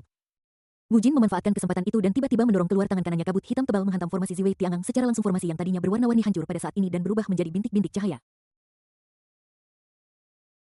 Formasinya rusak. Seseorang berteriak kaget dan pihak yang benar langsung panik. Bab 304. Pedang hancur. Formasi Ziwei Tiangang adalah formasi hebat yang ditinggalkan dari zaman kuno. Semua orang memiliki kepercayaan besar padanya, tetapi tidak ada yang menyangka bahwa Wu Jin dapat dengan mudah menerobos formasi Ziwei Tiangang dari dalam keluar. Ning Jie tidak menyangka bahwa Wu Jin akan memiliki cara seperti itu. Fakta bahwa dia bisa melakukan ini membuktikan bahwa dia sudah memasang jebakan di sekte Miaoyin sebelumnya. Mampu menyelinap ke sekte Miaoyin di bawah pertahanan yang begitu ketat membutuhkan bakat tertentu. Melihat formasi besar itu rusak, orang-orang dari klan Wu dan klan Beye semua menunjukkan senyum menghina dan mengangkat lengan mereka dan berteriak. Formasi Ziwei Tiangang tidak lebih dari ini. Wu Jin mengatakan ini dengan tenang hanya dengan nada menghina. Saat ini, Qiu Yuebai berdiri dengan pedangnya di tangan dan berkata dengan suara dingin. Aku tidak pernah berniat untuk bergantung pada formasi untuk menang, sekarang formasinya rusak. Ini adalah kesempatan yang baik bagiku untuk bertemu denganmu. Qiu Yuebai bukanlah orang yang suka menunda-nunda. Saat dia selesai berbicara, dia langsung menusuk Wu Jin seperti pedang tajam. Energi pedang yang dahsyat membelah atmosfer seolah-olah dapat merobek ruang angkasa. Melihat Qiu Yuebai yang tampaknya telah mencapai keadaan kesatuan antara manusia dan pedang, Wu Jin bergumam. Pedang adalah yang terkuat, sayang sekali. Saat Qiu Yuebai hendak menyerang, Wu Jin tiba-tiba menghilang dari tempat itu dan lelaki tua Beye memegang cambuk domba bergegas dan berkata dengan suara keras. Lawanmu adalah aku. Zeng. Ujung pedang mengenai cambuk domba membuat suara memekakkan telinga. Merasakan energi pedang agung datang ke arahnya seperti seorang lelaki tua, pasang surut wajah Kitano menjadi serius. Dia mencoba yang terbaik untuk melawan, tetapi dia tidak bisa membantu tetapi mengambil beberapa langkah mundur. Dia terkejut meskipun dia telah menjadi jauh lebih kuat dengan bantuan Wu Jin, dia masih agak lebih rendah dari lawannya. Tapi pada saat ini, pedang panjang di tangan Qiu Yuebai berubah di bawah kekuatan besar dan retakan kecil mulai muncul di badan pedang dan kemudian semakin banyak. Retak. Akhirnya pedang itu hancur. Melihat ini, Qiu Yuebai sedikit mengernyit dan berkata, pedang spiritual biasa benar-benar tidak cocok. Namun, lelaki tua Kitano tidak dapat menyembunyikan kegembiraannya. Semua orang tahu bahwa Qiu Yuebai adalah pendekar pedang mabuk dan seorang ahli pedang. Namun, tanpa senjata yang cocok kekuatan bertarungnya akan sangat berkurang. Sekarang pergi ke neraka. Orang tua Kitano sedang dalam semangat tinggi, dia mengayunkan cambuk domba dan ruang itu mengeluarkan suara mendesis. Cambuk ini sangat kuat sehingga menyapu bersih segala sesuatu yang menghalangi. Namun Qiu Yuebai sama sekali tidak panik. Ada sedikit rasa dingin di matanya, dia melambaikan tangannya yang ramping tiba-tiba dan udara tak kasat mata tampak mengembun menjadi pedang transparan. Namun, pedang tak terlihat itu pada akhirnya bukan tandingan cambuk domba dan setiap serangan terpencar. Para master bertarung satu sama lain puluhan kali dalam waktu singkat, tetapi yang membuat orang benar bersemangat adalah Qiyu Yuebai. Dengan tangan kosongnya benar-benar menekan lelaki tua Kitano dengan sangat baik sehingga dia tidak punya ruang untuk melawan. Akhirnya lelaki tua Kitano tidak tahan lagi. Setelah satu gerakan, dia muncul 100 meter jauhnya. Asap hitam mulai keluar dari tubuhnya, dan auranya mulai naik secara bertahap. Sihir. Sekte Master Sihin yang berpengetahuan berteriak dan pada saat yang sama mengingatkan Qiyu Yuebai untuk berhati-hati. Ning Jie juga sedikit gugup saat ini. Dia tidak ingin melihat Qiyu Yuebai terluka sedikit pun. Bagaimanapun juga, tubuh tanpa celah itu seperti karya seni di dunia, yang membuat orang merasa patah hati. Tiba-tiba, dia merasakan getaran kuali kaisar manusia. Wajah Ning Jie berubah drastis, dia menarik napas dalam-dalam dan berkata, "Mungkinkah itu?" Dia tidak punya waktu untuk berpikir dan buru-buru memanggil kuali kaisar manusia. Saat kuali kaisar manusia dipanggil, langit tiba-tiba berubah dan lapisan awan gelap membentuk pusaran besar di atas kepalanya. Perubahan mendadak ini membuat semua orang berhenti dan menatap langit. Baik sekali. Setelah kejutan singkat, wajah Ning Jie dipenuhi dengan sukacita. Seperti yang dia harapkan, pedang roh Natal yang dia tempa untuk tuannya, Qiyu Yuebai, akan segera lahir. Sungguh kebetulan saat ini. Keberuntunganku benar-benar melawan langit. Retak. Sebuah kilatan petir tiba-tiba turun dari pusat pusaran awan gelap dan menyambar kuali kaisar manusia kemudian. Sebilah pedang panjang yang terbungkus cahaya perak naik dengan cepat dan muncul di langit. Cahaya yang menyilaukan membuat orang merasa seperti melihat langsung ke matahari perak. Semua orang tidak bisa menyembunyikan keterkejutan mereka dan tampak, apa ini? Apakah itu senjata spiritual? Tapi bagaimana mungkin senjata spiritual memiliki tekanan yang begitu kuat? Sepertinya pedang. Kamu bercanda. Kan, bisakah pedang spiritual yang dapat menyebabkan malapetaka surgawi masih disebut pedang spiritual? Pasti itu senjata spiritual yang luar biasa, kan? Ning Zhengzi menempa senjata spiritual yang luar biasa, dan dia benar-benar memiliki kualitas seorang kaisar agung. Setelah disambar 3 petir surgawi, cahaya pada pedang itu berangsur-angsur menghilang. Ning Jie meraih pedang itu dan perlahan berjalan di depan gurunya, Qiyu Yuebai. Tidak ada kata-kata sopan tambahan, hanya berbisik. "Master, ini adalah pedang kehidupan yang kutempa untukmu, cepat dan klaim itu sebagai tuanmu." Qiyu Yuebai jelas tidak menyangka Ning Jie begitu perhatian. Dia menundukkan kepalanya untuk melihat pedang perak itu. Lalu menatap wajah tampan Ning Jie dan melambaikan tangannya untuk menolak. "Pedang spiritual ini apakah kamu benar-benar akan memberikannya kepadaku?" Dia adalah seorang ahli pedang, jadi dia secara alami mengerti betapa berharganya pedang ajaib yang menyebabkan malapetaka surgawi. Meskipun dia sangat tergoda, dia masih merasa sulit untuk percaya sejenak. "Tentu saja ini untukmu. Kamu menghancurkan pedang spiritualmu sendiri untuk menyelamatkanku. Bukankah sudah seharusnya aku menempa pedang untukmu? Ambillah sekarang." Ning Jie perlahan menarik tangan Qiyu Yuebai dan menyerahkan pedang ajaib itu kepadanya. "Muridmu." Mata Qiyu seperti air musim gugur. Dia terharu sesaat dengan kesalehan Ning Jie. Dia kehilangan kata-kata dan hanya membawa Ning Jie ke dalam pelukannya. Ning Jie sangat puas dengan penampilan Qiyu Yuebai. Memeluk keindahan dan mencium aromanya, dia merasa bahwa semua usahanya sepadan dengan itu. Qiyu Yuebai memeluk Ning Jie dengan sangat erat, memungkinkannya untuk dengan jelas merasakan tekanan di dadanya. Untuk sesaat, dia merasa agak santai dan bahagia. Dan tubuhnya agak sulit dikendalikan. Tiba-tiba, Qiyu Yuebai sepertinya merasakan ada sesuatu yang salah dengan Ning Jie. Dia tidak bisa mempercayainya dan memutar pinggulnya. Hanya untuk menemukan bahwa ada sesuatu yang lebih salah. Dia dengan cepat melepaskan Ning Jie, daun telinganya sedikit merah saat dia mengutuk dengan suara rendah. "Pengkhianat." Ning Jie merasa sedikit malu untuk sesaat, dan buru-buru membungkuk dan pergi, tidak berani tinggal lebih lama lagi. Namun, hatiku masih sangat bahagia. Lagi pula, sepertinya guru tidak benar-benar marah dan tampak menjadi jauh lebih murah hati. Ini menunjukkan bahwa kesalehan dan pengaruhnya masih sangat efektif. Qiyu Yuebai melihat punggung Ning Jie. Memikirkan tindakan kecil yang baru saja dilakukan Ning Jie padanya dan tidak bisa menahan perasaan malu dan marah, tetapi dia tahu bahwa sekarang bukan waktunya untuk mempertanyakan Ning Jie. Hal terpenting adalah menyelesaikan masalah yang ada terlebih dahulu. Adapun pengkhianat yang menyinggung tubuhnya ini, dia akan menghadapinya dengan benar ketika dia kembali. Pedang panjang di tangannya mengenali tuannya dan langsung memancarkan kecemerlangan sepanjang 1000 kaki, seperti bulan sabit yang perlahan terbit. Kekuatan pedang yang dahsyat sepertinya mampu melahap segala sesuatu di dunia. Qiyu Yuebai mengangkat sudut mulutnya sedikit mengungkapkan senyum percaya diri dan mengangkat pedangnya dan berkata, "Orang tua Kitano, bersiaplah untuk mati." Bab 305 Kegilaan Terakhir. Melihat Qiyu Yuebai memegang pedang baru dan memancarkan semangat pedang yang tak tertandingi, lelaki tua Kitano juga panik pada saat ini. Untuk sementara waktu, ketakutan muncul di hatinya, tetapi keadaan sudah sampai pada titik ini, dan dengan Wu Jin di sisinya. Dia tidak berani melarikan diri, jadi dia tidak punya pilihan selain terus berjuang. Mata semua orang terfokus pada pedang Qiyu Yuebai saat ini. Cahaya pedang yang jernih membuat orang bergidik. Tidak ada gerakan mewah dalam pedang ini, tetapi itu adalah gerakan sederhana hingga ekstrim. Setelah cahaya pedang menghilang, jurang panjang muncul di depan mata. Semua pohon dan rumput di tanah dicekik menjadi debu, dan di ujung jurang itu ada lelaki tua compang camping Kitano. Cambuk domba di tangannya patah menjadi dua bagian, darah mengalir dari kepala harimau. Dan wajahnya penuh kepanikan.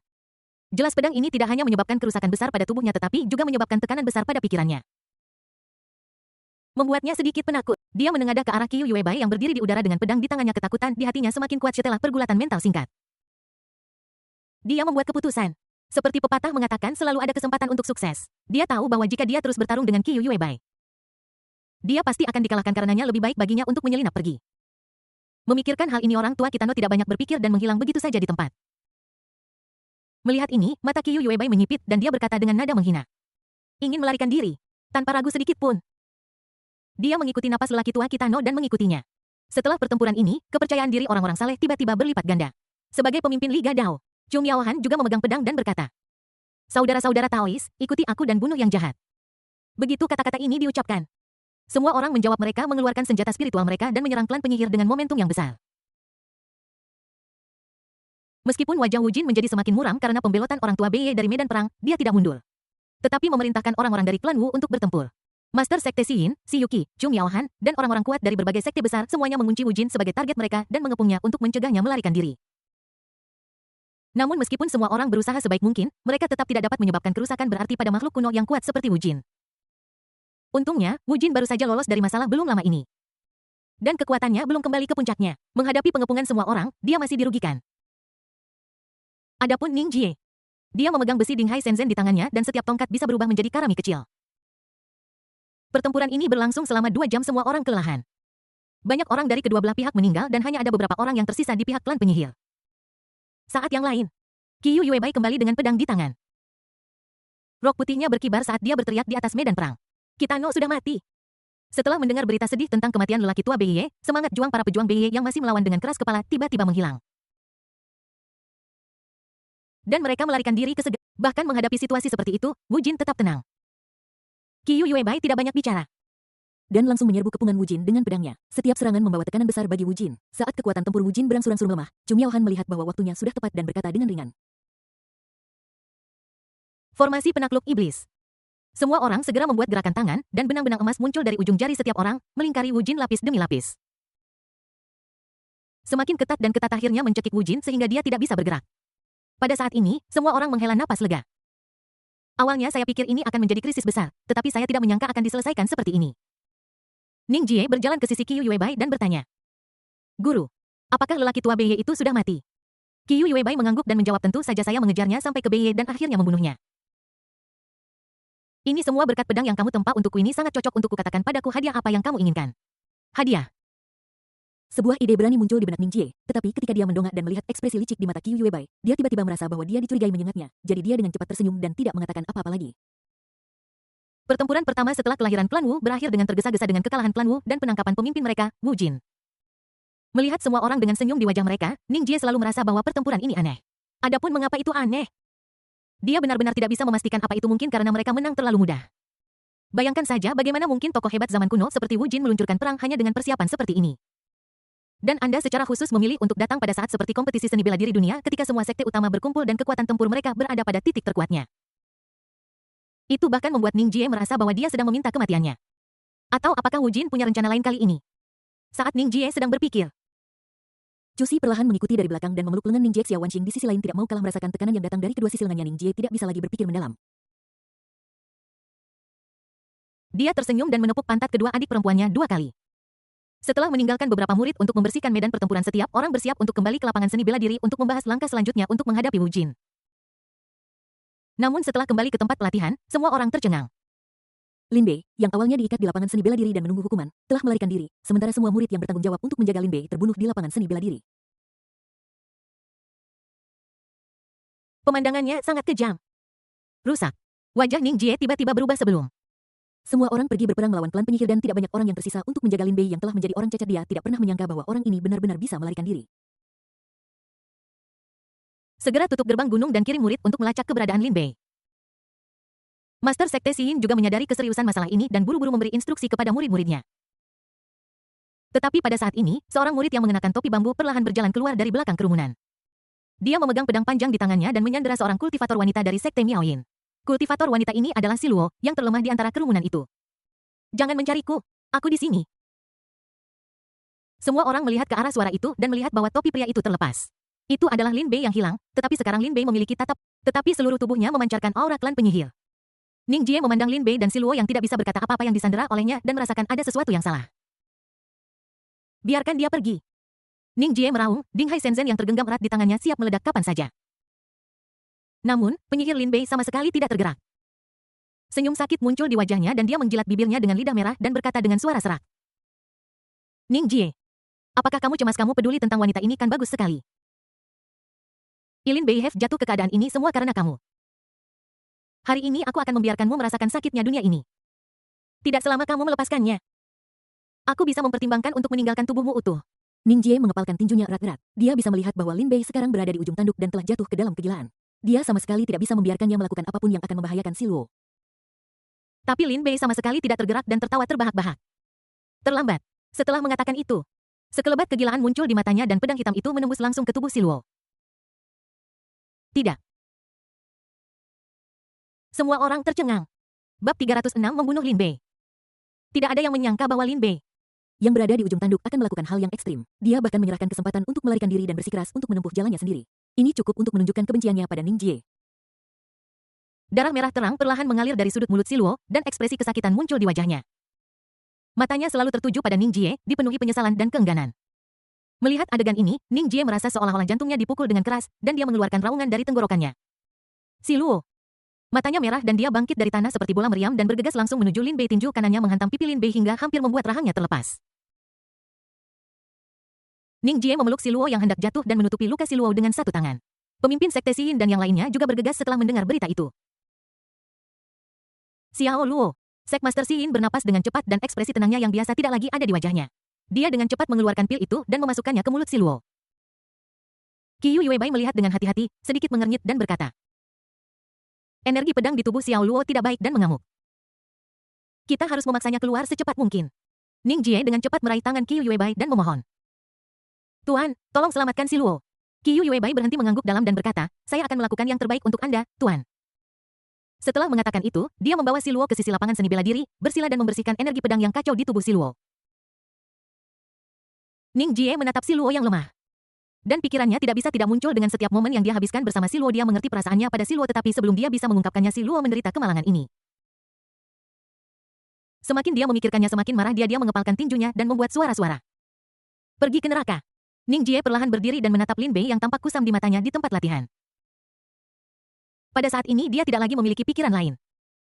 Dan hanya ingin menggiling bajingan Lin Bei ini menjadi abu.